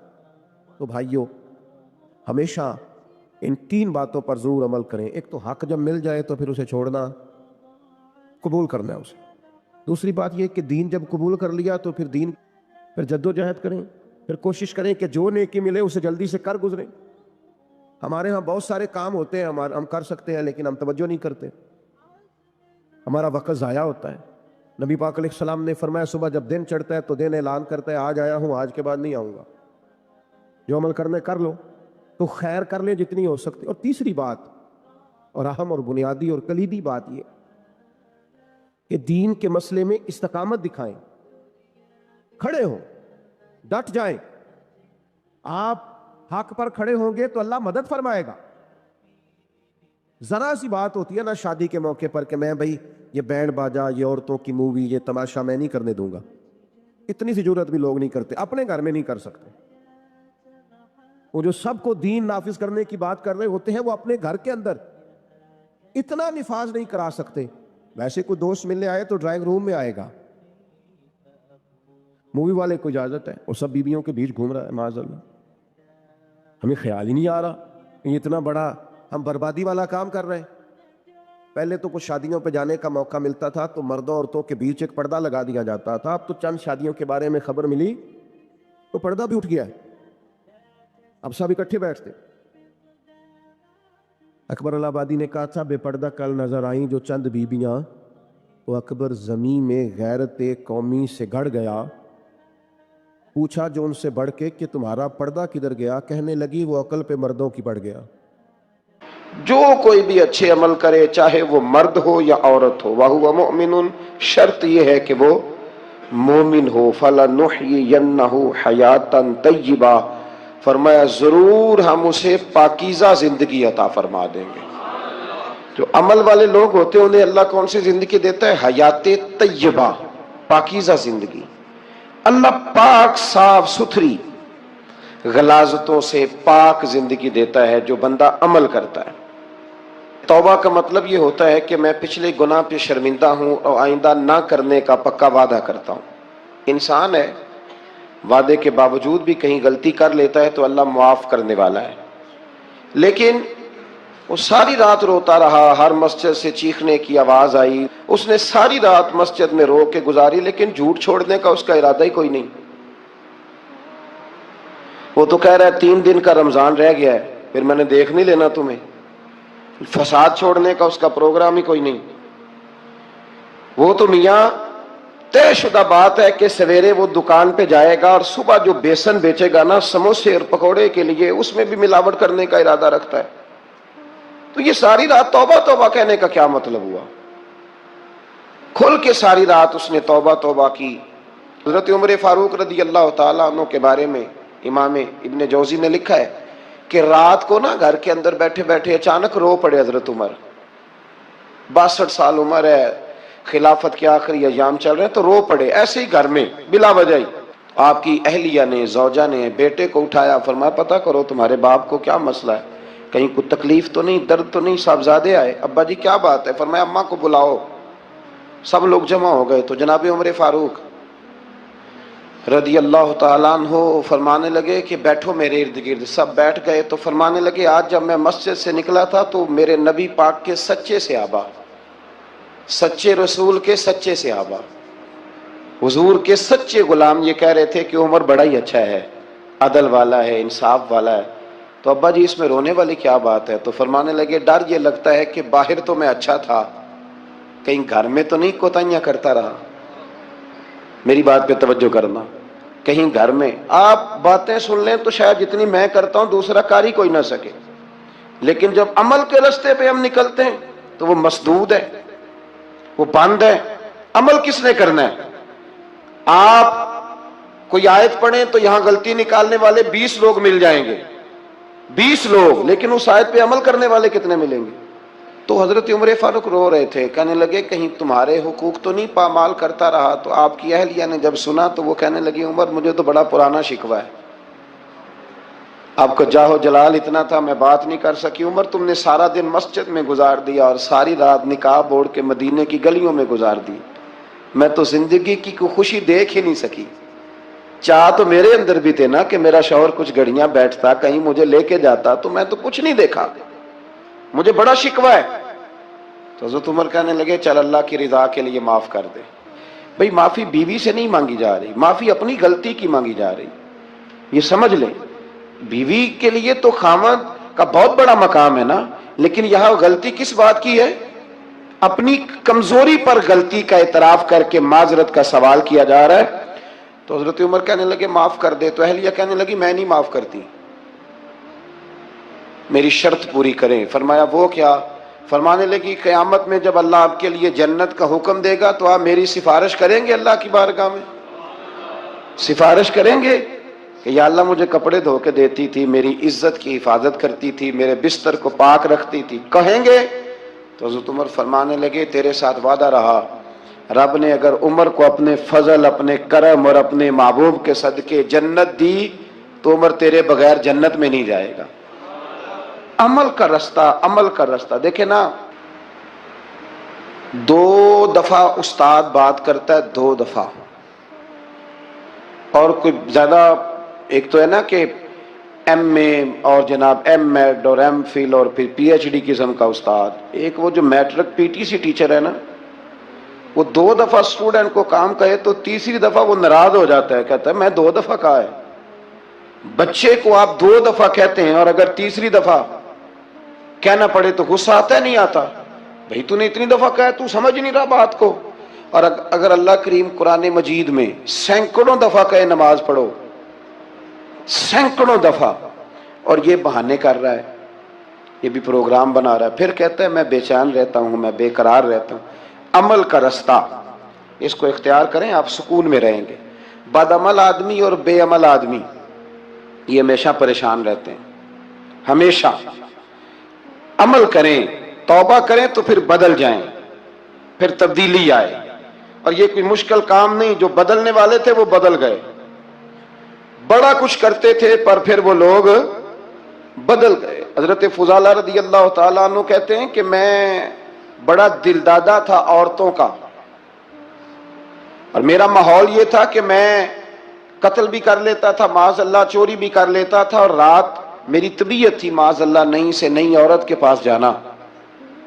کہتے ہیں ابو جہل نے اعلان کیا کہ جو نبی پاک علیہ السلام کا سر اقدس معاذ اللہ کاٹ کے لائے گا, نقل کفر, کفر نہ باشد, 100 سرخ اونٹ انعام ملے گا. تو میں نے ارادہ کر لیا کہ میں بہت سارا انعام حاصل کروں گا. قرآن مجید میں نا اللہ فرماتا ہے کہ بہت سارے لوگ ایسے ہیں جنہیں اگر میں رزق میں کشادگی دے دوں, زیادہ پیسے دے دوں, فرمایا باغی ہو جائیں, وہ سرکش ہو جائیں. یہ بہت سارے لوگوں کو جو اللہ تبارک و تعالیٰ اعتدال میں رکھتا ہے تو یہ ان کے لیے بہتر ہے. ہر بندہ دولت کے ہوتے ہوئے نیک ہو سکتا, تو یہ اللہ اگر رکھتا ہے نا اعتدال میں تو شکر کرے اللہ کا, ورنہ تو لوگ عیاشیاں کریں, پتہ نہیں کیا کچھ کر گزرے. تو حضرت فضالہ کہتے ہیں کہ میں نے خنجر تیار کیا اور میں نے بغل میں اس کو چھپایا, اوپر میں نے چادر اوڑھ لی. اب مجھے پتا تھا ظہر کی نماز کے بعد نبی پاک صلی اللہ علیہ وسلم طواف کعبہ کے لیے, بیت اللہ شریف کے طواف کے لیے جاتے ہیں. کہتے میں بھی اس طرف بڑھا. رستے میں نا وہ خاتون جس کے گھر میں نے رات آنا تھا, میں نے دروازے پہ دستک دی. میں نے کہا کہ تیار رہنا, تیار رہنا, آج میں بڑے پیسے لے کے آؤں گا. اسے میں نے یہ کہا اور پھر میں چلا گیا بیت اللہ شریف کا طواف کرنے. کہتے ہیں اللہ کے محبوب بھی طواف کر رہے تھے تو میں نے بھی طواف شروع کر دیا. ارادہ یہ تھا کہ جہاں نبی پاک علیہ السلام میرے قریب سے گزریں گے تو موقع پا کر میں حضور کے جسم اقدس پر خنجر کھونپ دوں گا اور معاذ اللہ شہید کر دوں گا. کہتے ہیں حضور ایک دفعہ بھی میرے پاس سے گزرے تو میں ہمت نہ کر سکا, دوسری دفعہ بھی پاس سے گزرے تو میں ہمت نہ کر سکا, تیسری دفعہ بھی گزرے تو میں ہمت. نبی کریم صلی اللہ علیہ وسلم 2-3 دفعہ گزرے تو فرماتے ہیں کہ مجھے موقع نہ ملا, اس لیے کہ حضور فرماتے ہیں اللہ نے روب کے ساتھ میری مدد فرمائی, دشمن پر میرا روب طاری ہو جاتا ہے. فرماتے ہیں جب چکر پورے ہو گئے تو محبوب کریم نہ چھٹے چکر پہ فرمانے لگے فضالہ چکر ایک رہ گیا ہے, بے خبر ہو جو غلاموں سے وہ آقا کیا ہے, ایک پھیرا رہ گیا ہے. کہتے ہیں طواف مکمل ہو گیا تو محبوب میرے قریب آئے, فرمایا وہ کام کرتے کیوں نہیں جس کے لیے آئے تھے؟ میں نے عرض کی یا رسول اللہ کون سا کام, کیسا کام؟ اندر تو چور تھا نا. بانج فقیروں کسے نہیں ماریا اے ہوئی چور اندر دا، اندر چور تھا نا. کہتے ہیں حضور نے مجھے کندھے سے پکڑ کے ہلایا، فرمایا کرتے کیوں نہیں؟ جب حضور نے ہلایا تو وہ خنجر بھی پیروں میں گرا اور میں بھی رسول اللہ کے پیروں میں گر گیا. میں نے کہا حضور مجھے کلمہ پڑھا دیں. کہتے ہیں حضور نے پہلے میرے دل پہ دست مبارک پھیرا، پھر میرے نبی نے مجھے کلمہ پڑھا دیا. اب نا مرید ہونے والا کہتا ہے کہ جی آہستہ آہستہ میں ٹھیک ہو جاؤں گا. اب وہ آہستہ آہستہ کا کیا ترجمہ ہے یہ بالکل سمجھ نہیں آتی. بھئی کسی بندے سے 5 لاکھ روپیہ لینا ہے تو اس سے وہ کہتا ہے جی میں آہستہ آہستہ دوں گا، 500 روپیہ دے دیا کروں گا روز کا، تو کہتے ہیں میری رقم خراب ہوتی ہے، پورے دو. اور نیکی کی بات جب آتی ہے تو کہتے ہیں حضرت صاحب دین اتنا سخت نہیں ہے، میں آہستہ آہستہ ٹھیک ہو جاؤں گا. اب میں مغرب عشاء پڑھنی شروع کر دی ہے میں نے، اب میں تسبیح لے لی ہے کل میں نے، بھی آہستہ آہستہ میں ٹھیک ہو جاؤں. یعنی رقم لینی ہو تو وہ آہستہ آہستہ قبول نہیں ہے. لیکن اور مکان کی رجسٹری اگر کرانی ہو تو مالک مکان کہے گے آہستہ آہستہ کرا لو. کہتے ہیں پیسے پورے دیے، سویرے چل اور بیان دے. یہ کیا بات ہوئی؟ یہاں یہ جو ہمارا ماحول تھا نا کر لیں گے ہو جائے گا، یقین کریں لوگ قبروں میں چلے گئے ہیں پر مسجدوں میں نہیں آئے. ہر کام سے لوگ ریٹائر ہوئے پر گناہوں سے ریٹائر نہیں ہوئے. آخر تک تباہی اتر گئی لیکن لوگ بدلنے کو تیار نہ ہوئے. حضرت فضالہ کہتے ہیں ابھی میں نے کلمہ پڑھا، ابھی میں واپس آیا، رستے میں وہ بی بی کھڑی تھی. کہتے ہیں میں وہ شخص تھا کہ عورتیں مرتی تھی میرے اوپر اور کسی کی جرت تھی کہ وہ آئیں بائیں شائیں کرے، لیکن فرماتے ہیں میں بی بی کے پاس سے گزر گیا. پہلے تو اس کا خیال تھا رکے گا، لیکن جب میں رکا نہ تو دروازے پہ آئی، اور جب میں گزر گیا تو اس نے آواز دی، لیکن میں نے سنی انسنی کر دی. جب آگے بڑھا تو میرے پیچھے دوڑی. فرماتے ہیں مجھے پکڑ کے کہنے لگی فضالہ تجھے کیا ہوا، تو وہی نہیں جو یہاں سے گیا تھا؟ آپ فرماتے ہیں میں کبھی نہیں رویا تھا، میں کبھی نہیں رویا تھا. اور جب کہا نا تو وہی نہیں، کہتے میں نے سر اٹھایا تو میری آنکھوں میں آنسو تھے. میں نے کہا میں جو گیا تھا وہ نہیں ہوں، اب تو میں محمد عربی کا غلام بن گیا، اب میں وہ نہیں ہوں. اب نہیں ہو سکتا کہ کوئی میری نظر میلی ہو جائے، یہ کیسے ممکن ہے؟ اب نا اسلام کی تعریف ہم نے یہ کی ہے کہ خبردار کوئی ہمارے قریب نہ آئے. ہم کسی کو بات نہیں کرنے دیتے کہ ہم مسلمان ہیں، ہم بات نہیں کرنے دیتے. پتہ کیا بات ہے؟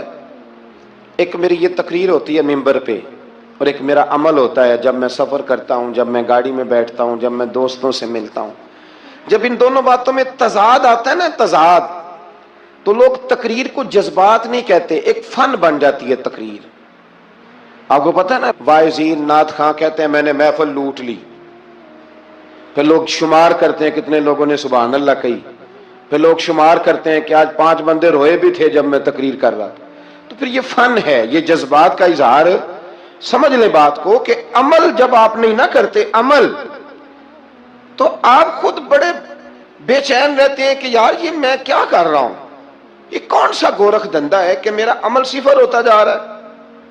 ہمارے ایک استاد تھے تو وہ فرمایا کرتے تھے کہ اگر پڑھے لکھے آدمی کو تم بے عمل دیکھو تو اس سے دور ہٹ جایا کرو ورنہ تمہیں بھی بے عمل کر دے گا. میں نے ان سے عرض کی، میں نے کہا حضور یہ کیا ہے؟ تو فرمانے لگے اپنے حضرت صاحب سے پوچھنا، وضاحت کریں گے. میں نے حضرت صاحب سے کہا جی عجیب بات کر دی ہے، علم والے بندے کے پاس بیٹھ کے تو علم آتا ہے. تو وہ فرما رہے تھے کہ علم والے بندے کے پاس اگر وہ بے عمل ہو تو بالکل نہ بیٹھنا. تو حضرت صاحب فرمانے لگے انہوں نے صحیح کہا ہے. اب بات بہت بڑی ہے، پتہ نہیں آپ کی سمجھ میں آتی ہے نہیں آتی، بہرحال کر دیتا ہوں. پڑھا لکھا بندہ اگر بے عمل ہو تو اس کے پاس، تو میں نے کہا حضور کیوں؟ فرمانے لگے اس لیے کہ وہ اپنی بے عملی پر بھی دلائل دے گا، وہ بے عملی پر بھی دلیلیں قائم کرے گا کہ یہ وجہ ہے تو اس لیے میں ایسے کر رہا ہوں. تو چونکہ وہ بے عمل ہے اور ہے پڑھا لکھا، نبی کریم صلی اللہ علیہ وسلم کے غلام نہ پل بھر میں بدل جاتے تھے. اور اللہ تعالیٰ بھی نا بڑے موقع دیتا ہے ہمیں، بڑے موقع. حضور نے فرمایا جس نے ایمان اور احتساب کی نیت سے روزے رکھے وہ نئی زندگی کا آغاز کرے، اس لیے کہ اللہ نے اس کے پچھلے سارے گناہ معاف فرما دیے. میرے نبی کریم علیہ الصلوۃ والسلام نے فرمایا جو شخص بیمار ہو گیا، مریض ہو گیا، اور نسائی شریف میں فرمایا کہ 3 دن تک بستر پہ رہا، اور اس نے شکوہ نہ کیا اللہ کا، اور جب وہ شفا یاب ہو کے بستر سے اٹھا ہے نا، تو اب اللہ نے اس کے پچھلے سارے گناہ معاف فرما دیے، اور فرمایا جو حج کرنے گیا، حج کر کے واپس آیا، اللہ کے حبیب فرماتے ہیں یوں سمجھے کہ میں آج ہی ماں کے پیٹ سے پیدا ہوا۔ بڑے موقع اللہ نے دیے، بڑے موقع، بڑے سارے موقع عطا فرمائے کہ میں تیرے پچھلے گناہ معاف کر دوں گا، تو بھی تو نئی زندگی کا آغاز کرنا، تو بھی تو شروع کرنا نئے سرے سے، تو بھی تو بدل کے آنا، تو بھی تو اپنے اندر تبدیلی پیدا کرنا۔ سالوں بیت گئے، ہمیں سالوں بیت گئے، تقریر کرتے، تقریر سنتے، قرآن سنتے، پورا پورا قرآن سنتے، ترجمہ اور تفسیر لوگوں نے پڑھ پڑھ کے بڑا بڑا جگہوں پہ لوگ دلائل دیتے، بات کرتے۔ کب وہ وقت آئے گا جب ہم عمل کریں گے؟ تھوڑا تھوڑا مجھے سفر کرنا پڑتا ہے، دنیا میں گھومتا رہتا ہوں، تو کچھ چیزیں ایسی ہوتی ہیں جو کبھی کبھی انوکھی ہو جاتی ہیں۔ میں ایک جگہ پہ تھا تو وہاں 4 5 6 عمرے کے ٹکٹ تھے محفل میں، تو ہمارے آپ کو پتہ ہے نا، وہ جو دلیلوں والے لوگ ہیں ان بیچاروں کو بھی کوئی دلیل نہیں ملتی۔ تو ایک صاحب مجھے کہنے لگا جی عمرے کا ٹکٹ دینا جائز ہے قرآن اندازی کر کے؟ میں نے کہا یار چلو جائز ہی رہنے دو، تیری مہربانی، کہ اب اس پہ بھی اعتراض آ گیا ہے۔ میں نے کہا 100% جائز ہے، کوئی اس میں کوئی ایسی بات نہیں ہے، لیکن قرآن اندازی تو شروع ہو گئی جو حدیث میں نہیں آئی، عمرے کے ٹکٹ والی ہے جائز، پر نبی پاک نے جس قرآن اندازی کا کہا تھا وہ کب ہوگی؟ حضور نے فرمایا تمہیں پہلی صف کے ثواب کا پتہ چل جائے تم قرآن اندازی کرو، وہ کس دن کرنی ہے، کس مسجد میں ہوتی ہے؟ حضرت عبداللہ ابن مسعود فرماتے ہیں تمہیں پتہ چلے اذان کا ثواب کتنا، تم قرآن اندازی کرو۔ کب کرنی ہے؟ کون پڑھے گا اذان؟ کون یہ آگے بڑھ کے کام کرے گا؟ بھئی جو قرآن اندازی حدیث میں ہے وہ کب ہوگی؟ یہ تو قرآن اندازی شروع ہو گئی اور ہو رہی ہے، اب تو لوگ جہیز دینے لگے ہیں قرآن اندازی کر کے، یہ ماحول بن گیا۔ دین عمل کرنے کے لیے آیا ہے، جو حکم میرے نبی پاک کے غلاموں کو ملا انہوں نے عمل کر کے دکھایا، انہوں نے عمل کر کے دکھایا، وہ عمل کے میدان کے لوگ تھے۔ حضرت ابوبکر صدیق سے زیادہ روایات مروی نہیں ہیں، اگر ڈھونڈنے نکلو گے تو زیادہ قول نہیں ملیں گے ان کے۔ حضرت عمر فاروق کے زیادہ اقوال، زیادہ ارشادات آپ کو نہیں ملیں گے۔ حضرت سیدنا عثمان غنی کی زیادہ باتیں آپ کو نہیں ملیں گی، ان کا عمل ملے گا، ان کا کردار ملے گا، ان کا لب و لہجہ ملے گا، زندگی گزارنے میں کیا طریقہ اختیار کیا وہ آپ کو ملے گا۔ یہ تعریف ہے۔ تو حسد ہوتا کس سے ہے؟ حسد دراصل بندے پہ نہیں کیا جاتا، حسد کا معنی یہ ہے کہ آپ اللہ کی تقسیم پر اعتراض کر رہے ہیں۔ آپ کا کہنا یہ ہے کہ یا اللہ یہ تقسیم ٹھیک نہیں ہوئی، معاذ اللہ یہ ادھر چلا گیا، یہ تو ادھر آنے والی چیز تھی، تو یہ آپ نے ڈائریکٹ جو مقابلہ شروع کیا، معاذ اللہ یہ تو آپ نے اللہ کی تقسیم کے ساتھ شروع کر دی، تو پھر دل میں بگاڑ آتا ہے، پھر انسان ٹوٹ پھوٹ کا شکار ہوتا ہے، پھر وہ کمزور پڑ جاتا ہے، پھر وہ ایسی باتیں کرتا ہے جو اس کے منصب کے مطابق نہیں ہوتی، کچی بات کرتا ہے، کمزور بات۔ اللہ بہتر جانتے ہیں کون سی چیز اس نے کہاں رکھنی ہے۔ رب کی حکمت پر اور اس کی دی ہوئی توفیق پر راضی رہنا ایمان کا تقاضا ہے، لیکن ہمیں تو چاہیے تقسیم اپنی مرضی کی، ادھر کیوں چلا گیا، ادھر آنا چاہیے تھا۔ بھئی آپ کو یہ کس نے حق دیا ہے؟ مالک نے جو چاہا، جب چاہا، جہاں چاہا اپنے فضل سے عطا فرمایا۔ حسد، اور پھر اس کے اگر کوئی حسد نہیں کرتا تو لالچ شروع کر دیتا ہے، وہ کہتا ہے کہ یہ جو اس کا مال ہے اس میں میرا بھی حق تھا، تو مجھے ملنا چاہیے تھا۔ آپ یقین کریں کہ بندے بندوں سے کم پیار کرتے ہیں، جیبوں سے زیادہ پیار کرتے ہیں۔ اس بندے کو تو کوئی نقصان نہیں جس کے ساتھ آپ نے تعلق رکھا ہوا ہے جیب کا، لیکن آپ بڑے کمزور ہو گئے، آپ جب لالچ کر لیا، نفسانیت میں آ گئے تو آپ کمزور پڑ گئے۔ آپ نے مطلب کیا، آپ کا کیا خیال تھا کہ رب کی بارگاہ سے کوئی کم ملنے والا تھا جو بندوں پہ اتنی توجہ کر لی؟ حضرت بہلول دانا رحمت اللہ علیہ نے کیا خوبصورت انداز ہے، رب کریم کے بندوں کی باتیں اللہ کے لشکروں میں سے لشکر، کیا سوچ تھی، کیا نظریہ تھا، کیوں یہ لوگ اتنے مضبوط تھے، فکری طور پر مضبوط تھے، فکری طور پر۔ ہارون رشید حج کر کے واپس آ رہا ہے، حضرت بہلول دانا راستے میں بیٹھے ہیں، ملاقات ہو گئی، کہنے لگا حضور کوئی حکم ہو تو بتائیے گا. فرمانے لگے کوئی نہیں، تو جا اپنا کام کر. بادشاہ ہے یا کسی کو کارڈ مل جائے تو وہ لوگوں کو دکھاتا پھرتا ہے، وزیر صاحب نے خود دیا ہے. بادشاہ وقت خود کہہ رہا حضرت کوئی حکم ہو تو. فرمایا نہیں اللہ خیر کرے گا. تو کہنے لگا حضور میں نے سنا ہے آپ مقروض ہیں تو بتا ہی دیتے. تو آپ مسکرا کے فرمانے لگے تیرا کیا خیال ہے بھلا؟ کہنے لگے حضور کس بابت؟ فرمانے لگے تیرا کیا خیال ہے کہ اللہ ہارون رشید کو دے گا اور بہلول دانا کو بھول جائے گا؟ تیرا کیا خیال ہے رب کریم ہارون رشید کو تو دیتا جائے گا اور بہلول دانا کو بھول جائے گا؟ بادشاہ کہتا ہے کہ میں چکرائے گیا کہ بھلا اس سوال کا کیا جواب ہے. تو میں نے کہا حضور رب تو بھولنے سے پاک ہے، وہ تو کسی کو نہیں بھولتا، اسے نہ اونگ آتی ہے نہ نیند آتی ہے. تو فرمانے لگے جا پھر اپنا کام کر، جب مناسب سمجھے گا تو بہلول کو بھی قرضے سے نجات عطا کاری دے گا. تو جا اپنی ڈیوٹی کر، وہ جب چاہے گا نا تو میرے قرضے دور. تو کیا سمجھتا ہے کہ تجھے یاد رکھے گا مجھے بھول جائے گا؟ یہ کیسے ہو سکتا ہے؟ او یار ادھر دیکھ میری بات سن. او بھائی وہ تیرا میرا رب ہے، یہ ہو سکتا ہے کہ امیروں کو دے دے اور تیرے جیسے میرے جیسے غریبوں کو وہ بھول جائے؟ یہ ہو سکتا ہے؟ تو کیوں لوگوں کی جیبوں پہ توجہ، لوگوں کی جیبوں پہ نظریں، فلانے کے پاس آ گیا تو میں رہ گیا، مطلب کس لیے؟ ہمارا رب کسی کو بھولتا نہیں ہے. کسی شخص کو وہ میرا مالک اپنے فضل سے نظر انداز نہیں کرتا، وہ سب کو نوازتا ہے. لیکن اس کی حکمت کے تقاضوں کا انتظار کرنا مسلمان کی شان ہے. کبھی کسی حسد میں کبھی کرنا ہو تو رشک کریں، مزہ آئے گا.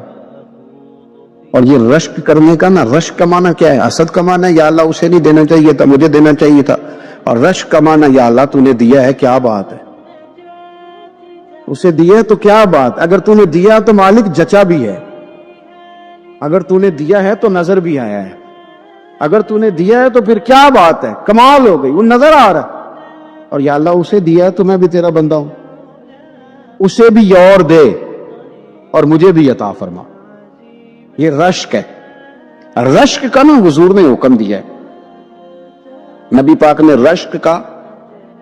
ہمارا یہ مسئلہ ہے کہ ہم جو کرنے والا کام ہے وہ نہیں کرتے، رشک کرے. بخاری مسلم میں حدیث ہے، نبی پاک صلی اللہ علیہ وسلم نے فرمایا 2 بندوں پر رشک کرو. کہو کیا بات؟ رشک کرو 2 بندوں.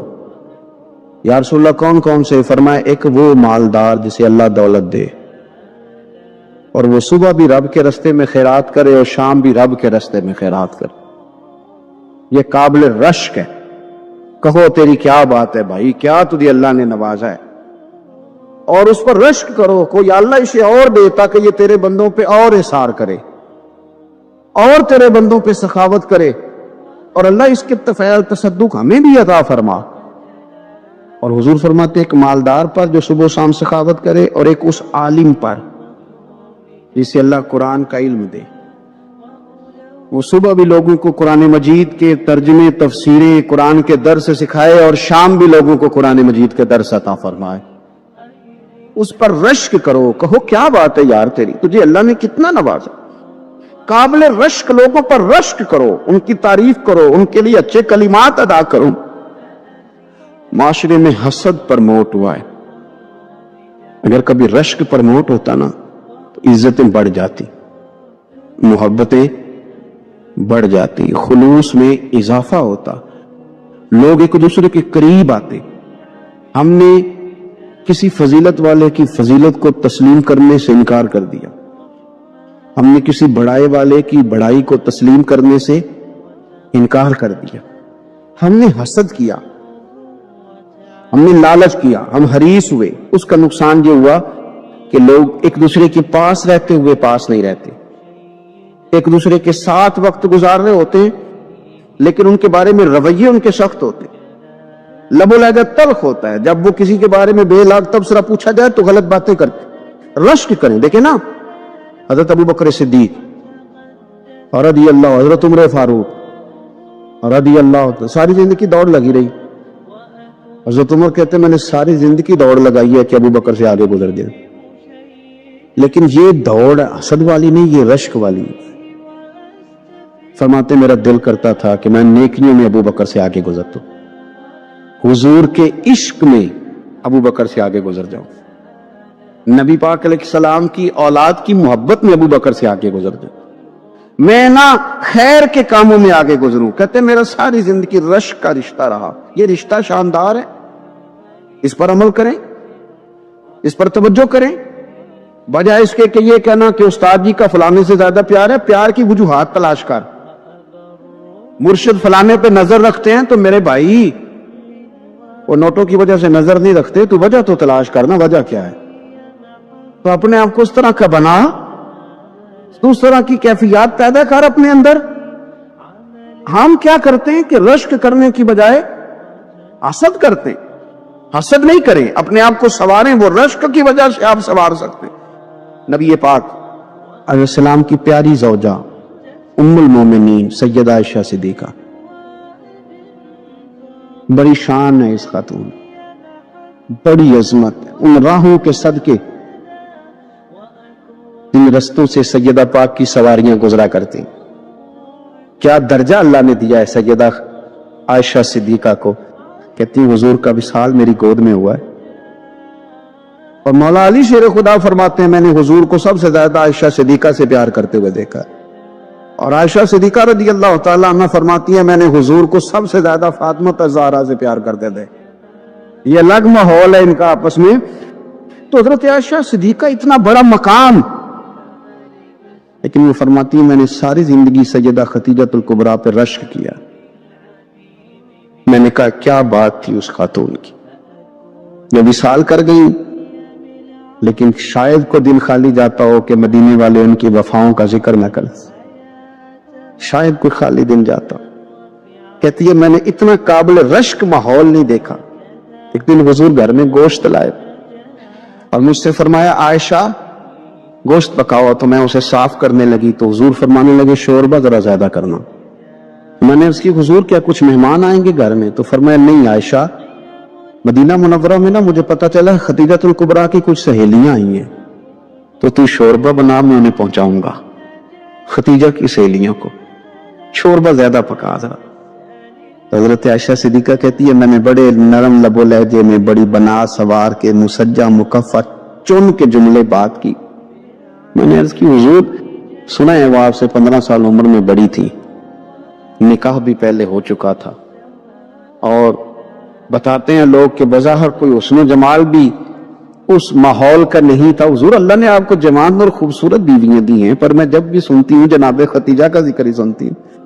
میں نے رشک کے انداز میں کہا، کہتی میں بات کیا کہ خاموش ہو گئی، اور جب میں نے نظر اٹھا کے دیکھا تو حضور کی آنکھوں میں آنسو، نبی پاک صلی اللہ علیہ وسلم کا یہ انداز دیکھا تو میں نے کہا حضور میں رب رسول کی بارگاہ میں توبہ کرتے، اب تو رو دیے۔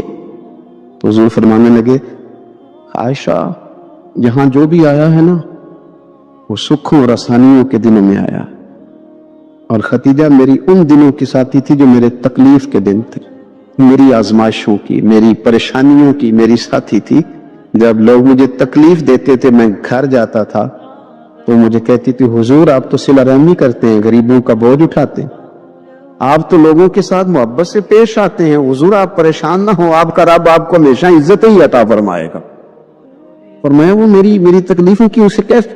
میرے بھائی رشک کیا لوگوں نے ایک دوسرے پر، حسد نہیں کیا۔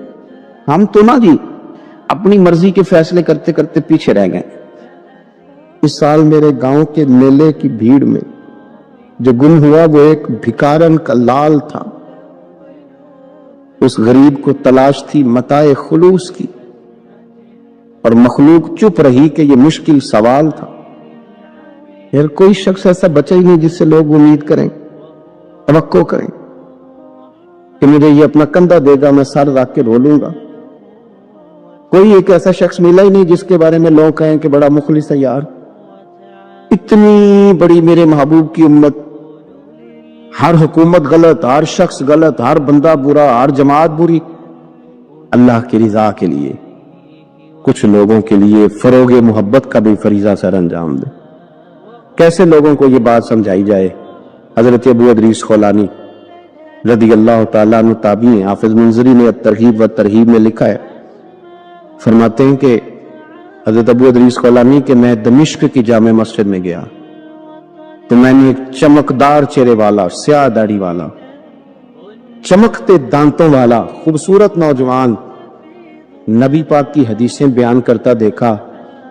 اس کے چاروں جانب حضور کے غلام بیٹھے تھے. میں نے ایک شخص سے کہا یار بڑا حسین چہرہ ہے، بڑا ہی خوبصورت انداز ہے، کون ہے بندہ؟ انہوں نے کہا آپ نہیں جانتے، یہ صحابی رسول حضرت معاذ ابن جبل ہے رضی اللہ تعالی عنہ. حضرت معاذ ابن جبل کا انتقال بھی کچھ 40 سال کی عمر سے پہلے ہو گیا تھا، لیکن ان پر حضور کا اعتماد اتنا تھا کہ حضور نے اپنی حیات ظاہرہ میں گورنر بنایا انہیں صوبے. چمکدار دانت، حدیثیں بیان کر رہے ہیں. حضرت ابو ادریس خولانی رضی اللہ تعالیٰ عنہ کہتے ہیں رش بڑا تھا. میرے دل میں خواہش ہوئی کہ آج تو لوگ زیادہ ہیں، کل آؤں گا ملاقات کروں گا. کہتے ہیں اگلے دن میں اپنی طرف سے سب سے پہلے گیا، پر حضرت معاذ ابن جبل تو مجھ سے پہلے مسجد میں موجود تھے اور وہ نفل پڑھ رہے تھے، اللہ اللہ کر رہے تھے. تو میں نے ان کے ساتھ سلام لی. فرمانے لگے کیسے آئے ہو؟ تو میں نے کہا حضور کل آپ کو دیکھا ہے، آپ کی باتیں سنی ہیں، تو گویا آپ کا تو چہرہ ساری رات میری آنکھوں کے سامنے رہا، تو میں تو سویرے زیارت کی غرض سے حاضر ہوا ہوں. اللہ کی رضا کے لیے مجھے آپ اچھے لگے، اللہ کی رضا کے لیے. کوئی بندہ ایسا بھی تو ہو نا، کوئی غریب، کوئی مسکین، کوئی عالم، کوئی صوفی، کوئی درویش، کوئی ذاتی تعلق نہ ہو. تعلق کیا ہو؟ اللہ کے لیے. آپ مجھے اچھے لگے. حضرت سیدنا معاذ ابن جبل فرمانے لگے واقعی ایسا ہی ہے؟ عرض کی حضور بالکل ایسا ہی ہے. تو فرماتے میں نے چادر لی ہوئی تھی، حضرت معاذ ابن جبل نے میری چادر کو پکڑ کے کھینچا، فرمایا پکی بات کر یار. میں نے کہا حضور پکی کر رہا ہوں. تو فرمانے لگے سن، پھر میں نے نبی کریم سے سنا ہے، رسول کریم علیہ السلام نے فرمایا جو دو بندے رب کی رضا کے لیے پیار کرتے آپس میں، اللہ ان دونوں سے محبت فرماتا ہے. سن پھر اس کو یاد رکھنا، اللہ ان دونوں سے محبت کرتا ہے. حضرت ابو ادریس خولانی سے کوئی پوچھتا تھا نا کہ دنیا میں جانا ہے تو سرمایہ کیا ہے، تو فرماتے تھے یہ جو میں نے چادر لی ہوئی ہے نا، اس چادر کے اندر میرا وجود ہے، وجود کے اندر میرا دل ہے، اور دل کے اندر میں نے حضرت معاذ ابن جبل کو رکھا ہوا ہے. میں نے وہاں ان کا ٹھکانہ بنایا ہوا ہے، وہاں ان کا ٹھکانہ ہے. یہ دور نکتہ چی ہے، کہیں چھپ کے بیٹھ جا، اور جس دل میں تو مکی ہے وہیں چھپ کے بیٹھ جا. اقبال کہتے ہیں جس دل میں تو مکی ہے وہیں چھپ کے بیٹھ جا. دوستو رسول اللہ صلی اللہ علیہ وسلم کے غلاموں نے مالک کی رضا کے لیے لوگوں سے پیار، فروغ محبت میں کردار ادا کی، اور بہترین کردار. آپ اپنی زندگی میں کچھ چیزیں ایسی بنائیں جن میں فقط اللہ کی رضا کے لیے محبت، خالق کی رضا کے لیے پیار، خالق کی رضا. آپ یقین کریں اگر تھوڑا تھوڑا کر کے ہم اس محبت کو فروغ دیں نا اپنے دلوں میں، تو بہت سارے بادل چھٹیں گے. ہم نے نا وہ تیزی سے دولت کو، لالچ کو، میں اکثر کہتا ہوں کہ میاں بیوی کا جو رشتہ ہوتا ہے نا، اس کو اللہ پاک نے نا قرآن پاک میں اپنی نشانیوں میں سے ایک نشانی قرار دیا ہے. ان دونوں کی وجہ سے گھر چلنا ہے، بچوں کی پرورش ہونی ہے، نظام زندگی. آپ گھر سکون کے لیے جاتے ہیں، اطمینان کے لیے.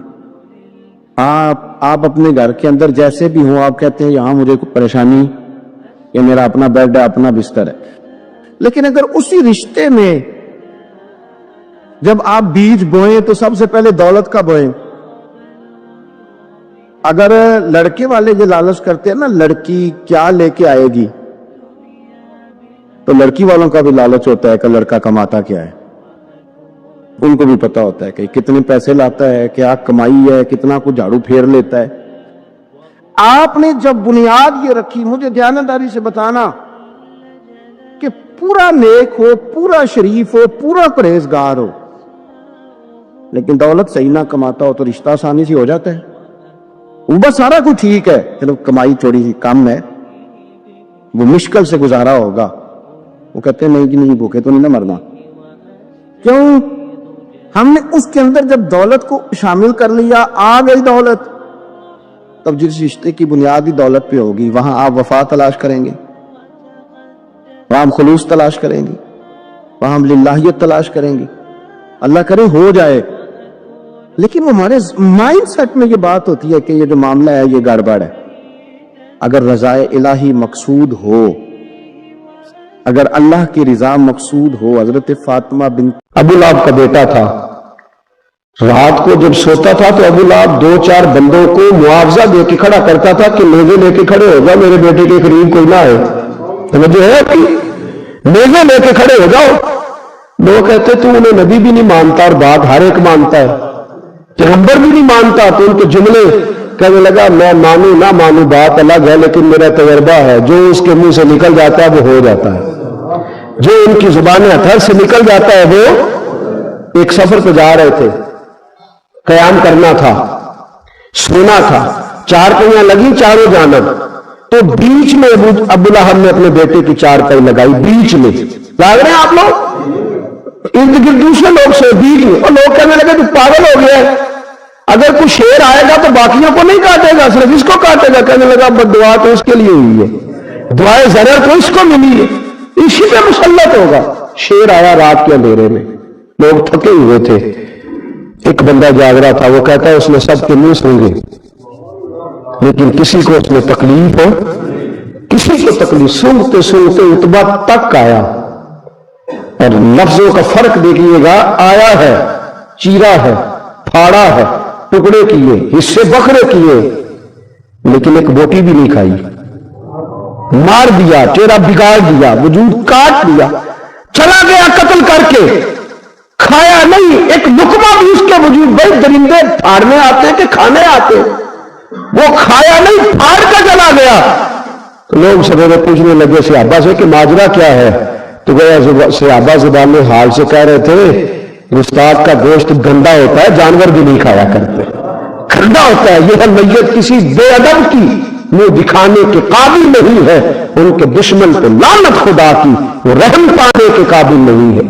میرے رسول پاک صلی اللہ علیہ وسلم کی زبان اطہر سے اگر کبھی کسی شخص کے لیے ایسا جملہ نکل گیا تو پھر اس نے بھی اس کا پیچھا کیا، لیکن میرے حبیب نے دعائیں ہی دی ہیں. ام حرام، بخاری کی حدیث ہے، ایک خاتون ہے رضی اللہ تعالیٰ عنہ. وہ کہتے ہیں ایک دن نا میں نے کہا یا رسول اللہ میرا دل کرتا ہے میرے گھر آئیں. تو حضور تشریف لائے تو بڑے تھکے ہوئے، معمول سفر تھا. تو کہتے تھکے ہوئے تشریف لائے تو حضور آ کے بیٹھے ہی تو میں نے دیکھا کہ نیند کی طرف توجہ ہے حضور کی. کہتے میں نے تکیہ پیش کیا تو میں قربان جاؤں محبوب میرے گھر میں آرام کرنے لگے. کہتے ہیں ہم سارے نظارے دینے لگے، دیکھو ہم کتنے خوش قسمت ہیں کہ ہمارے بسترے بھی نور مالا نور ہو گئے، ہمارا گھر بھی چمک گیا، روشنی پھیل گئی. کہتے ہیں حضور سوئے جب اٹھے نا تو مسکرا رہے تھے. حضور اٹھے تو اس زمانے میں کوئی تصور نہیں تھا بیڑی ڈیرے کا. کشتی جو سمندر میں چلتی ہے اس کا تصور ہی نہیں تھا. ابھی قریب قریب نہیں بنتی تھی وہ کشتیاں، دور دور علاقوں میں بنتی تھی. اور اگر بنتی بھی تھی تو ان میں بیٹھ کے مجاہد نہیں جاتے تھے، مجاہد خوشیوں کے راستے جایا کرتے تھے. بی بی کہتی ہے حضور اٹھے تو مسکرا رہے تھے. تو میں نے کہا حضور آپ کیوں مسکرا رہے ہیں، خیر تو ہے؟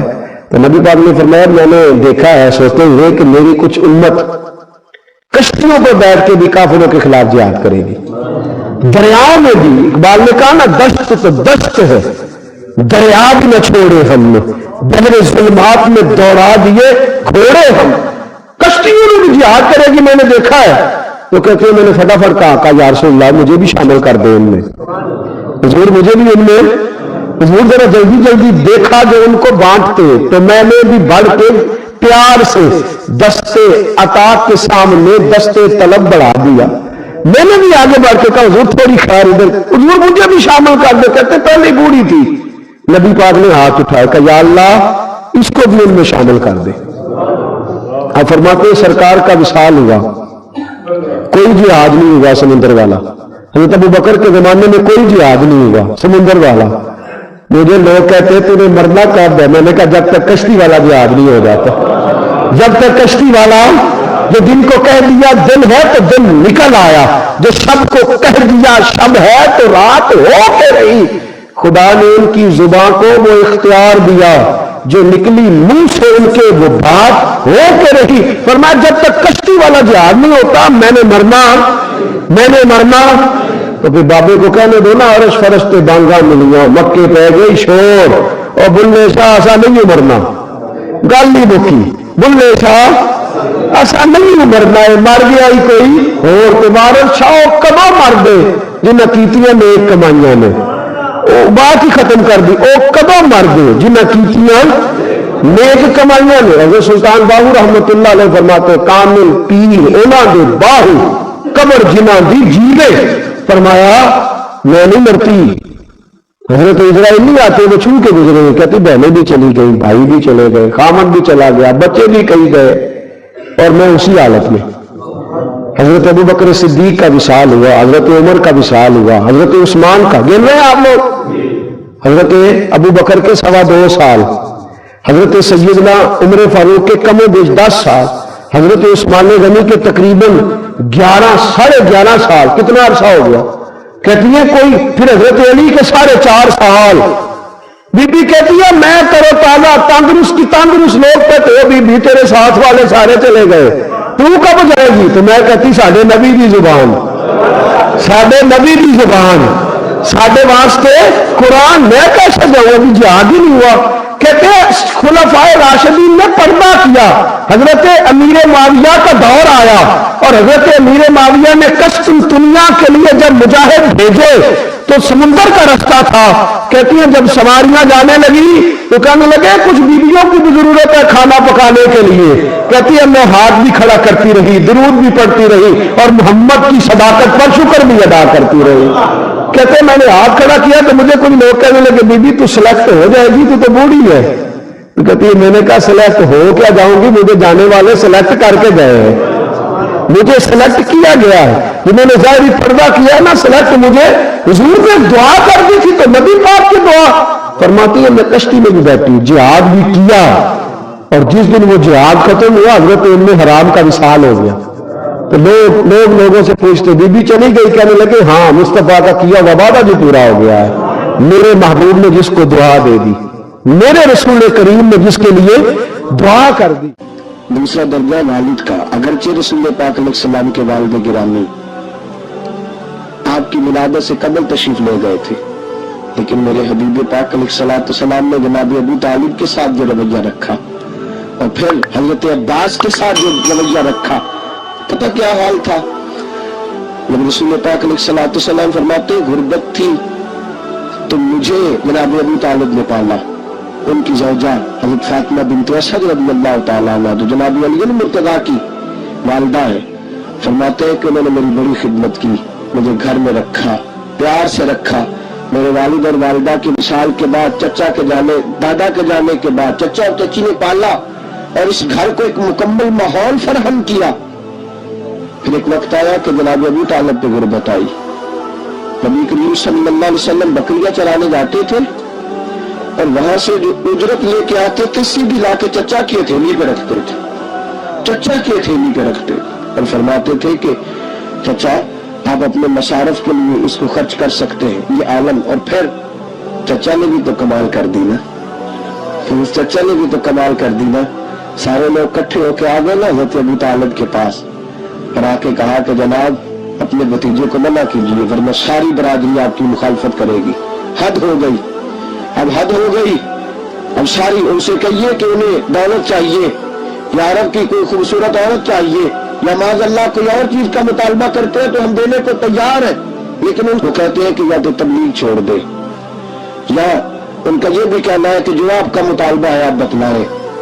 حبیب پاک علیہ السلام نے فرمایا کہ اگر وہ میرے سیدھے ہاتھ پہ چاند رکھیں، دوسرے پہ سورج رکھیں، پھر بھی میں اللہ کی توحید کا اعلان کرتا ہی رہوں گا، میں تو اس دعوے سے باز نہیں آؤں گا۔ جناب ابو طالب نے کہا بھتیجے پھر میں بھی بوڑھا ہو گیا۔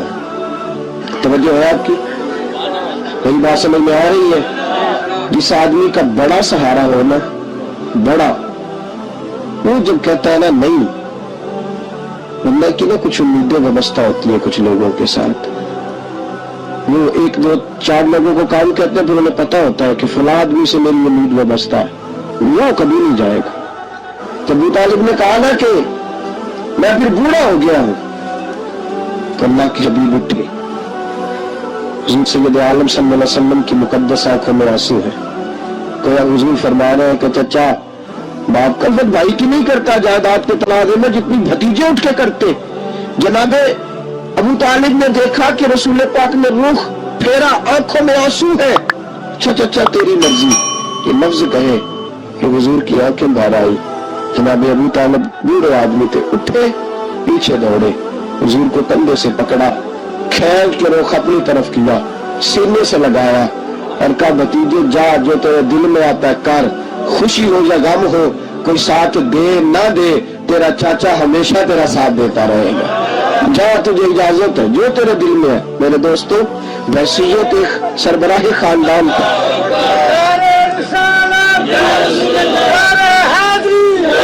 اب ان رشتوں کا تقدم، پھر جب جناب ابو طالب کا وصال ہوا اور جناب خطیۃ الکبریٰ بھی اسی سال میں گئے تو عام الحزن کہا یہ غم کا سال ہے، یہ غم کا سال۔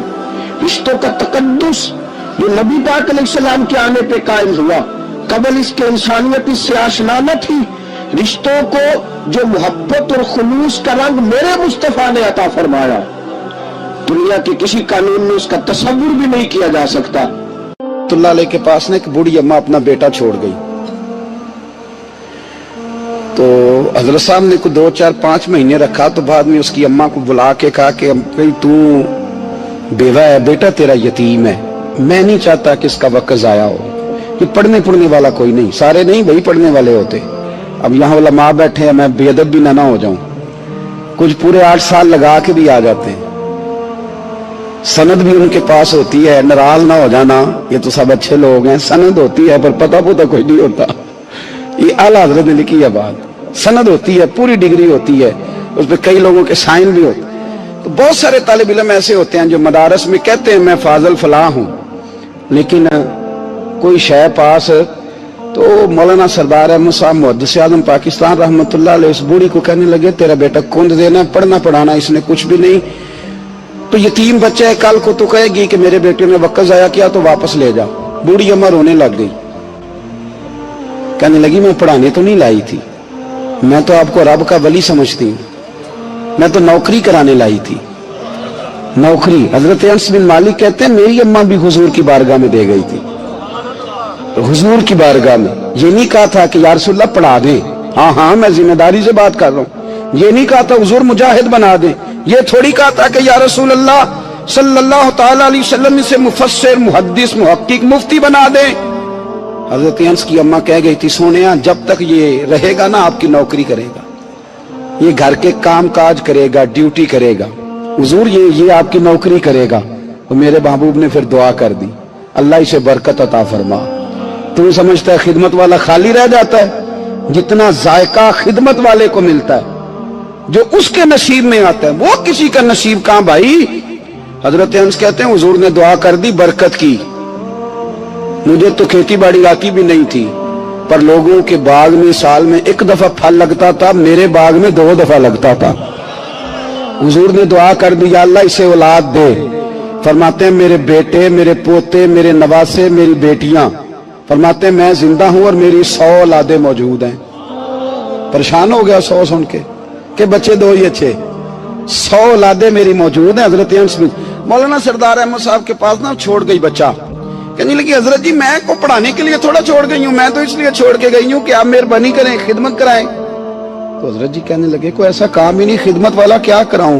کہنے لگی پٹھے پوا لیا کرو جی، لڑ پہ کہنے نے بچے کام کر دیں مدرسے دا، حالانکہ اب کہاں بچے کام کرتے ہیں، اب تو گزر گیا دور، اب تو بچے کام کراتے ہیں، اب بچے بھی ناراض ہو رہے ہیں، گور گور کے دیکھ رہے ہیں، صحیح پہ رہا ہوں آپ کو، بچے کام کراتے ہیں، بچے کہاں کام کرتے؟ کہنے لگی یہ چارہ ڈالے کرے گا آپ کی بھینسوں کو۔ تو حضرت نے اس کو کہا کہ بی بی چارہ میری بھینسوں کو ڈالنے کے لیے میں نے بندہ رکھا ہوا ہے، وہ تو جا لے جا۔ کہنے لگی ہاتھ باندھ کے حضور مہربانی کریں رکھ لیں، چارہ ڈالے گا، اور پتر توجہ سے چارہ ڈالنا حضرت کی بھینسوں کو۔ رونے لگی، حضرت نے رکھ لیا، مہینے کا خرچہ بھی دیتے، شام کو نا وہ سارا دن کام کرتا, شام کو آ کے پیروں میں بھی بیٹھ جاتا, حضرت جی لائیں تیل تھوڑا سا, پیر نہ دبا دوں. 8 سال ساتھ والے پڑھتے رہے, یہ بیچارہ نوکری کرتا رہا, میرا روپ بھی نہیں تے میرا رنگ بھی نہیں, اور میں نے یار منان دا ٹنگ بھی نہیں. کبھی کبھی نا حضرت بلال حبشی فارغ ہوتے نا تو نبی پاک کی بارگاہ میں عرض کرتے, حضور کوئی کام تو نہیں, سارے ہو گئے, حضور جاؤں ذرا, چلے جاتے. ایک دن سلمان فارسی کہنے لگے, یا رسول اللہ یہ بلال کہاں جاتا ہے؟ فرمایا جا دیکھ کے تو آ. حضرت سلمان واپس آئے تو آ کے رونے لگے, کہنے لگے سونیا جب یہاں سے جاتا ہے نا تو جا کے سیدہ فاطمہ کی چکی پیسنی شروع کر دیتا, بی بی صاحبہ کے کام کرنے لگتا ہے, گھر میں جا کے اسنین کی ڈیوٹی کرتا ہے, وہاں بھی کام یہاں بھی کام. وہ چارہ ڈالتا رہا, اس نے چارہ ڈالا. حضرت محدث اعظم کی بھینسوں کو دستار فضیلت کا وقت آ گیا, سارے پگڑیاں سجا کے آ گئے, آج دستار ہوگی. یہ نہ پیچھے ہو کے بیٹھ گیا, چونکہ پڑھا ہی نہیں تھا تو دستار کاہے کی, دستار تو اس کی جو پڑھے گا, ہم نے تو پڑھا ہی نہیں, ہم نے تو یار پڑھا, گھر پڑھا, ڈیوٹی کری. حضرت محدث اعظم رحمت اللہ علیہ کے ہاں جب اعلان ہونے لگا نا کہ اب دستار ہوگی, تو حضرت نے پہلا اعلان اس کا فرمایا. تو مجھان والا بندہ کپڑے بھی کدی کدی بدل دے نا, وہ کہتا ہے جس حال میں بھی تھا میں پلٹ کے دیکھنے لگا کہ پڑھا پڑھایا تو ہے, کوئی شے نہیں, تو یہ ماجرا کیا ہے؟ پیچھے سے اٹھ کے آئے تو کہتے ہیں باقیوں کی دستار کسی عالم نے کی, کسی صوفی نے کی, لیکن یہ بھینسوں کو چارہ ڈالنے والا جب آیا تو محدث اعظم نے فرمایا پگڑی کے بال کو کوئی ہاتھ نہ لگائے, یہ ساری دستار میں نے کرنی ہے. اور فرماتے ہیں حضرت بال بھی دیتے جاتے تھے اور آنسو بھی بہاتے جاتے تھے, ماتھا بھی چومتے تھے, اور فرماتے تھے دستار کے بعد چلا تو نہیں جائے گا یار, مجھے تو عبادت بھی نہیں رہ گئی, مجھے تو چابیوں کو بھی نہیں پتا کون سی کہاں رہتی ہے, جائے گا تو نہیں تو رو پڑا. کہنے لگا سونیا جائے تو وہ جس کے پلے کوئی شے ہو, آتا جاتا تو ہے کچھ نہیں, مجھے کس نے رکھنا ہے, میں نے کہاں جانا ہے, ادھر کہاں تو ادھر ہی رہوں گا. اس طالب علم کے سارے استاد بھائی کہتے ہیں اس نے دستار کرائی, پڑھا پڑھایا کچھ نہیں, پر جو مسئلہ اڑ جاتا تھا نا, وہ جو اڑ جاتا تھا نا, وہ جا کے اس سے پوچھتے تھے تو کتابیں کھولنے کی ضرورت نہیں پڑتی تھی. حضرت ام سلمہ رضی اللہ تعالیٰ عنہ کہتے ہیں میں نے عرض کی یا رسول اللہ صلی اللہ علیہ وسلم میری بچی بڑی بیمار ہے, تو مجھے کسی نے کہا ہے یہ تھوڑی سی نشے والی چیز ہے, یہ بنا کے تیار کر کے دو صحیح ہو جائے گی, بیمار ہے بچی تو یہ نشے والی چیز ہے, اس کو تیار کر کے دو, تھوڑا نشہ ہے. اگرچہ بعض, میں نے شروع میں کہا, بعض لوگ مریض کو, سخت مریض کو ایسی ادویات جو مجبوری بن جائے اس کی گنجائش اور اجازت دیتے ہیں. محتاط علماء تو اس میں بھی بہت ساری چیزیں پہلے بیان کرتے, لیکن اس نے کہا جی میرا نشہ دینا ہے شفا کے لیے. حضرت ام سلمہ کہتی ہے میرے نبی پاک نے میری طرف دیکھا, میری طرف, تو میں نے کہا یا رسول اللہ آپ کیا فرمانا چاہ رہے ہیں؟ تو نبی پاک نے فرمایا ام سلمہ کبھی ناپاک چیز میں بھی شفا ہوئی ہے, کبھی ناپاک چیز میں بھی, کبھی شراب اور خمر میں بھی شفا ہو سکتی ہے. شفا رب کریم نے رکھی ہے پر شہد کے اندر رکھی ہوئی ہے, شفا اللہ نے رکھی ہے قرآن مجید میں رکھی ہوئی ہے, تو اس میں بھی کبھی یہ حضور نے بیان کیا ہے کہ اس کے اندر شفا ہو سکتی, تو امت کتنی دلیری کرتی ہے جو یہ مشورے دیتی ہے کہ اس کے اندر نشہ ہے, شراب ہے, تو کھانسی چلی جائے گی تو فلانی بیماری چلی جائے گی.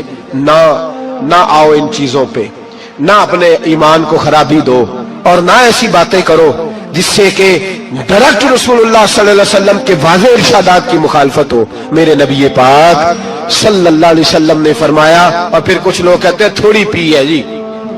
اب تو میں تجزیے میں پڑھ رہا تھا کہ ایسی شراب ایجاد ہو گئی ہے, لوگ شراب پیتے ہیں اور وہ مست بھی رہتے ہیں, کار بھی چلاتے رہتے ہیں, کہتے ہیں جی نہیں ہمارا ذہن معاف نہیں ہوا تو یہ والی صحیح ہے, نشہ نہیں لاتی. میرے نبی پاک صلی اللہ علیہ وسلم نے فرمایا جس چیز کی تھوڑی مقدار, زیادہ مقدار حرام ہے اس چیز کی تھوڑی مقدار بھی حرام ہے, جس کی زیادہ مقدار حرام ہے اس کی تھوڑی بھی. تو خمر اور شراب اگر فل پینا جائز نہیں تو تھوڑی پینا بھی جائز, یہ حرام ہے اور حرام تھی اور قیامت تک حرام ہی رہے گی. میرے نبی پاک صلی اللہ علیہ وسلم نے منع کیا اور حضور نے اظہار ناپسندیدگی فرمایا, اور میں 40 دن تو عبادت ہی قبول نہیں ہوتی شراب پینے والوں جب تک سچی توبہ نہ کرے. یہ لفظ جب ادا کرتا ہوں تو شرم سے میری زبان لڑکھڑاتی ہے کہ یار درباروں پہ بھی نشہ بکتا ہے. میں یہ بات کر رہا ہوں صوفیاء کا ترجمان، درباروں پہ مزاروں پہ. اور سجادہ نشینوں، تمہیں زمین نگل جائے، آسمان تمہیں لے اڑے، تم پر قہر نازل ہو، تم نے باپ دفن کر کے تو وہاں نشے کا اڈا بنا لیا، ماؤں سے بیٹے چھیننے لگے ہو، عورتوں کے سروں سے کپڑے چھیننے لگے ہو، سہاگ مارنے لگے ہو، بیٹیاں اور بیٹے یتیم کرنے لگے ہو، نشہ بیچتے ہو درباروں اور مزاروں پہ. یہ تماشا لگ گیا. کیسے کروں یہ بات، پر کرنی پڑ رہی ہے، مجبوری ہے، یہ مضمون مکمل نہیں ہو سکتا. بند کر دیں وہ دربار، ہمیں نہیں چاہیے جن درباروں پہ نشہ بکتا ہے. میں ذمہ داری سے کہہ رہا ہوں، بات ریکارڈ ہو رہی ہے. جوتے کی نوک پہ وہ سجادہ نشین جو امت کو ڈرگز دیتا ہے، وہ سجادہ نشین کا ڈیرا نہیں، وہ گند کا اڈا ہے. وہاں سے فیض نہیں مل رہا، امت کی تباہی ہو رہی ہے. بتا دو، پھیلا دو. اس کو اعتراض کرنا کرو. میرے رسول پاک سید عالم صلی اللہ تعالی علیہ وسلم کا دین ضروری ہے، کسی پیر کی سجادگی ضروری؟ بولیے سجادگی ضروری؟ بڑی ذمہ داری سے کہہ رہا ہوں اور نمائندگی کر رہا ہوں اپنی جماعت کی. نہ ہمارے بزرگوں نے کل اس کی حمایت کی تھی، نہ آج کرتے ہیں، نہ قیامت تک کریں گے. بند کر دیں وہ دربار اور مزار. بزرگ دنیا میں یہ کام کرنے آئے تھے اور ہماری سوچ اتنی گر گئی ہے، اتنے ہم کمزور ہو گئے. کہتے ہیں جب اس کو چڑھ جاتی ہے تو پھر بڑی معرفت کی باتیں سناتا ہے. تجھے شرم نہیں آئی اللہ لفظ کہتے ہوئے؟ اب نشئی تجھے معرفت سکھائے گا؟ اب تو شرابی سے، بھنگی چرسی سے دین سیکھے گا؟ کہتے ہیں اس نے پی ہوئی تھی، چڑھی ہوئی تھی، وہ بات کر دی تو میرا کام بن گیا. اتنی گندی اور میلی سوچ صاحب ایمان کی ہوتی ہے. تو نشیوں سے جا کر دعائیں کرائے گا؟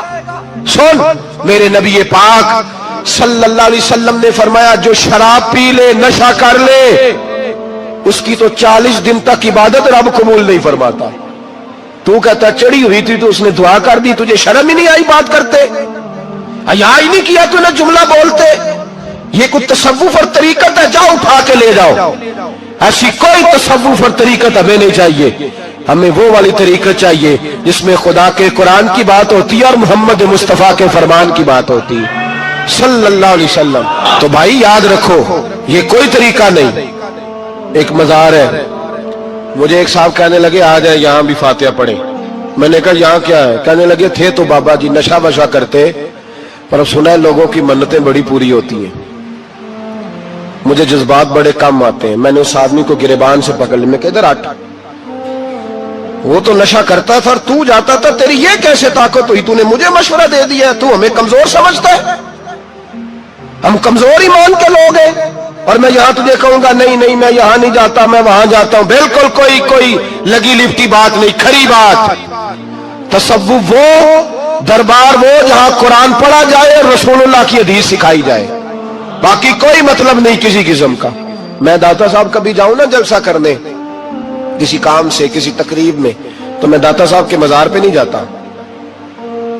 میں کہتا ہوں یار یہ یرانہ نہیں کہ بندہ کسی کام آیا تھا تو فاتحہ پڑھ لی، واپس چلو. گکھڑ سے سپیشل آئیں گے داتا صاحب کے مزار پہ حاضری دیں گے. اور میرے سنگی گواہ ہیں کہ میں سپیشل ٹائم نکال کے بہت سارے کام چھوڑ کے سپیشل جاتا ہوں. اور میں مراد ماننے نہیں جاتا، میں داتا صاحب کا شکریہ ادا کر دے جاتا ہوں. میں ان سے کہتا ہوں حضور آپ کی مہربانی، آپ یہاں آئے تو ہمارے بڑے بھی رسول اللہ کے غلام بن گئے. میں تو سلام عقیدت پیش کرنے جاتا ہوں. ہم مزارات پر جانے کے قائل نہیں، بلکہ ہماری تو عقیدت کا درجہ ہی مکمل نہیں ہوتا جب تک ہم مزار پہ سلام نہ کریں. پر مزار داتا صاحب کا، مزار خواجہ معین الدین اجمیری کا، مزار غوث اعظم جیلانی کا، مزار محدث اعظم مولانا سردار احمد کا، مزار اولیاء کا، مزار میاں شیر محمد شرف پوری کا، مزار رب کریم کے بندوں کا.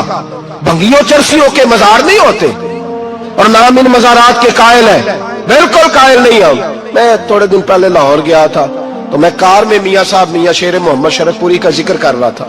میں اپنے دوستوں سے کہہ رہا تھا یار بہت بڑا بابا ہوا ہے. تو مجھے کہنے لگی کرامت کیا ہے؟ میں نے کرامت یہ ہے کہ ساری زندگی سنت کا درس دیا ہے. تو مجھے کہنے لگے آپ کبھی گئے نہیں؟ میں نے کہا میں اسپیشل گیا تھا اور تھوڑے دنوں کے بعد پروگرام بناؤں گا تو میں ساتھ لے کے جاؤں گا. ہم مزارات کے قائل ہیں, حاضریاں دیں گے مزاروں پہ, لیکن بھنگیوں چرسیوں کے مزاروں پر جانے کے قائل ہیں. زور سے بولے, یہاں جانے کے قائل ہیں. کوئی عقیدہ نہیں ہمارا. نشہ بکے گا مزاروں پہ, یہ تصوف ہوگا وہاں, یہ طریقت ہوگی. اور ملت پر رحم کھاؤ. خدا را اگر تمہارے قومی ادارے کہتے ہیں رپورٹ کرنے والے کہ 70 لاکھ پاکستانی نشہ کرتا ہے, تو کیا تمہیں یہ نہیں پتا کہ نشہ بیچتا کون ہے؟ کیا تمہیں یہ نہیں پتا کہ ڈرگز کا کاروبار کون کرتا ہے؟ اگر تمہیں یہ پتا ہے تو کیا یہ خبر نہیں تمہیں کہ ان رگوں پر یہ خون اتارتا کون ہے؟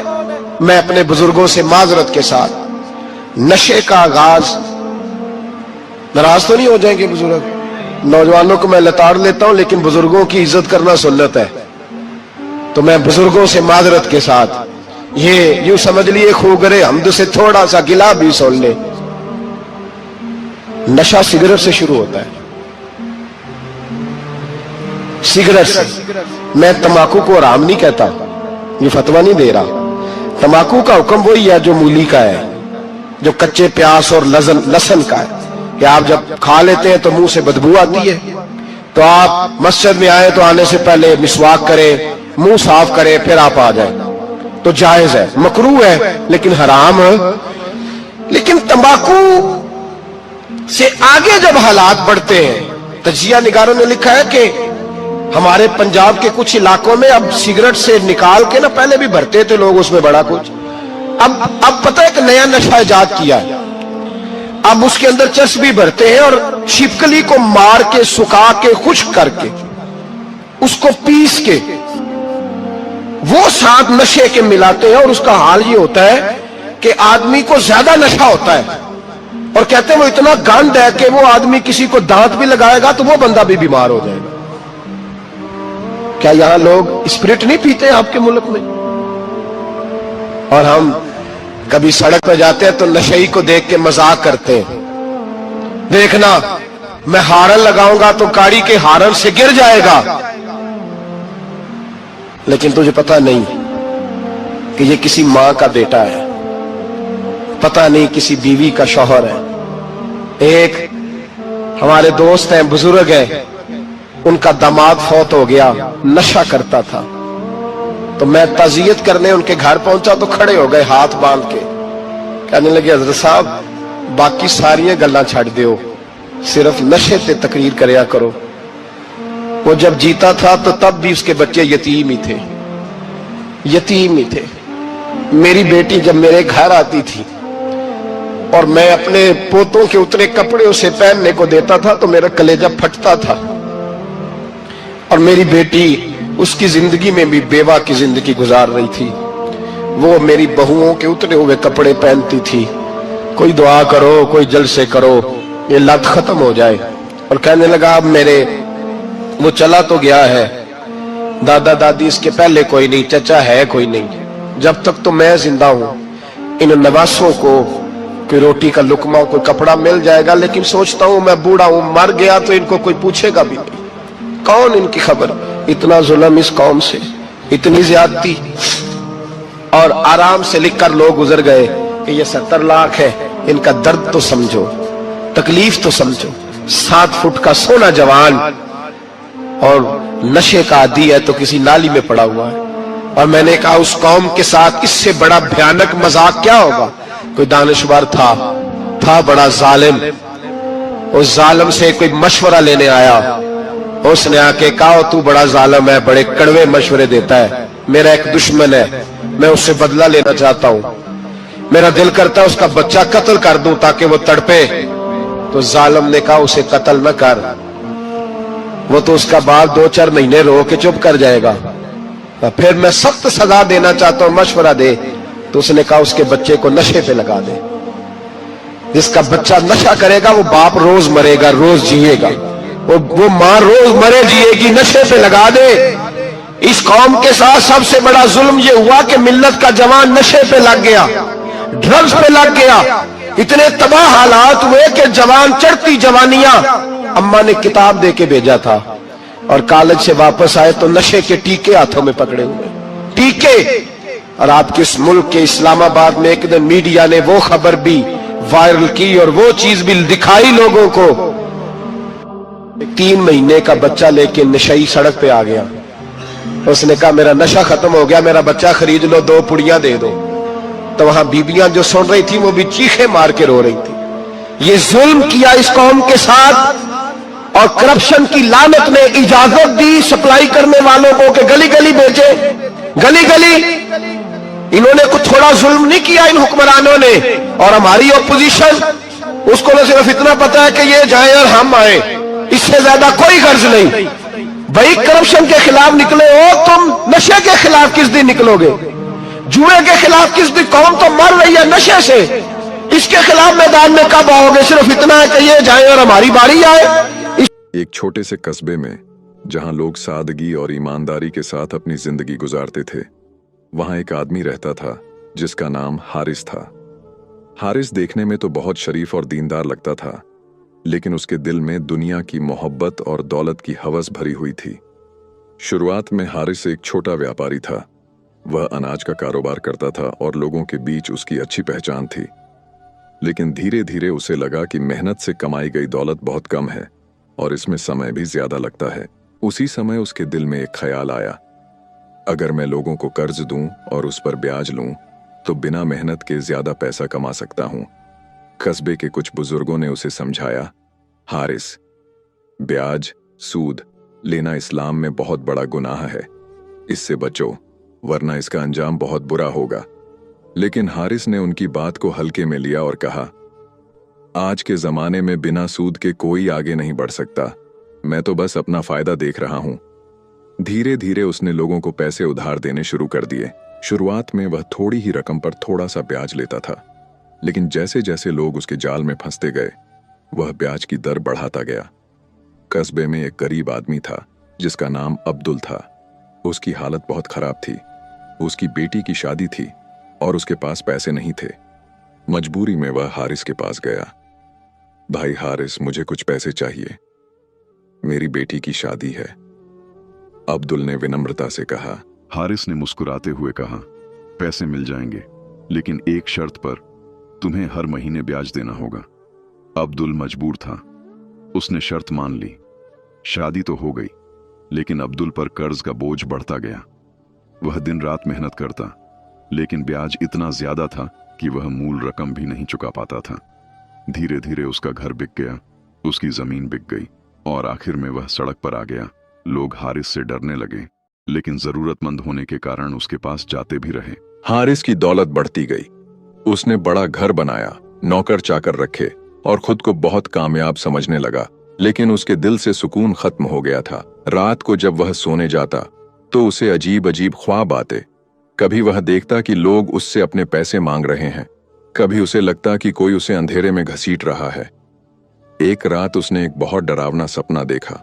उसने देखा कि कयामत का दिन है, लोग अपने अपने हिसाब के लिए खड़े हैं। अचानक उसने देखा कि कुछ लोग जमीन से उठ ही नहीं पा रहे हैं। वे गिरते हैं, फिर उठते हैं, फिर गिर जाते हैं, जैसे कोई पागल हो गया हो। हारिस ने एक फरिश्ते से पूछा, ये लोग कौन हैं? ये ऐसे क्यों गिर रहे हैं? फरिश्ते ने जवाब दिया, ये वो लोग हैं जो दुनिया में सूद खाते थे। अल्लाह ने इनके लिए यही अंजाम तय किया है। हारिस डर के मारे कांपने लगा। फिर उसने देखा कि उसे भी उन्हीं लोगों के साथ खड़ा कर दिया गया है। उसके हाथ में सोना और चांदी है, लेकिन वह उसे पकड़ नहीं पा रहा। उसका शरीर भारी हो गया है और वह गिरता ही जा रहा है। तभी एक आवाज आई, यह वही है जिसने गरीबों का खून चूसा, उनकी मजबूरी का फायदा उठाया और सूद के जरिए अपनी दौलत बढ़ाई। हारिस जोर जोर से चिल्लाने लगा, मुझे माफ कर दो, मुझे एक मौका और दे दो। अचानक उसकी आंख खुल गई। वह पसीने से भीगा हुआ था। उसका दिल तेजी से धड़क रहा था। सुबह होते ही वह मस्जिद गया। वहां इमाम साहब बैठे थे। हारिस ने रोते हुए कहा, मैंने बहुत बड़ा गुनाह किया है, मैंने लोगों से सूद लिया है, क्या मेरी तौबा कबूल हो सकती है? इमाम साहब ने कहा, अल्लाह बहुत रहम करने वाला है, अगर तुम सच्चे दिल से तौबा करो, सूद छोड़ दो और जिन लोगों का हक मारा है उन्हें वापस कर दो, तो उम्मीद है कि अल्लाह तुम्हें माफ कर देगा। हारिस ने उसी वक्त फैसला कर लिया। वह अपने घर गया और अपने सारे हिसाब किताब निकाले। उसने उन सभी लोगों की लिस्ट बनाई जिनसे उसने सूद लिया था। सबसे पहले वह अब्दुल के पास गया। अब्दुल एक झोपड़ी में रह रहा था। उसकी हालत बहुत खराब थी। हारिस ने उसके सामने पैसे रखे और कहा, अब्दुल भाई, ये तुम्हारे पैसे हैं। मैंने तुम पर बहुत जुल्म किया है, मुझे माफ कर दो। अब्दुल की आंखों में आंसू आ गए। उसने कहा, अगर तुम सच में बदल गए हो तो मैं तुम्हें माफ करता हूं। धीरे धीरे हारिस ने हर उस व्यक्ति को उसका हक वापस किया जिससे उसने सूद लिया था। उसने अपना बड़ा घर बेच दिया, नौकरों को विदा किया और एक सादा जिंदगी शुरू कर दी। अब वह मेहनत से कमाई करता और गरीबों की मदद करता। कस्बे के लोग जो पहले उससे डरते थे अब उसे इज्जत देने लगे। उसकी जिंदगी में सुकून वापस आ गया था। लेकिन कहानी यहीं खत्म नहीं होती। कुछ साल बाद हारिस बीमार पड़ गया। उसकी हालत बिगड़ती जा रही थी। एक रात उसने अपने परिवार वालों से कहा, मुझे लगता है कि मेरा आखिरी वक्त आ गया है, लेकिन मैं खुश हूं कि मैंने तौबा कर ली। अल्लाह से उम्मीद है कि वह मुझे माफ कर देगा। उसने कलिमा पढ़ा और उसकी रूह निकल गई। लोगों ने उसकी जनाजा नमाज पढ़ी और उसे दफन कर दिया। उसी रात कस्बे के एक नेक आदमी ने सपना देखा। उसने देखा कि हारिस एक खूबसूरत बाग में बैठा है। उसके चेहरे पर सुकून है। उस आदमी ने पूछा, हारिस, तुम्हारा क्या हाल है? हारिस ने मुस्कुराते हुए कहा, अल्लाह ने मुझे माफ कर दिया, लेकिन अगर मैं तौबा न करता तो मेरा अंजाम बहुत बुरा होता। अगली सुबह उस आदमी ने लोगों को यह सपना सुनाया। लोगों के दिलों में डर और सबक पैदा हुआ। कई लोगों ने उसी दिन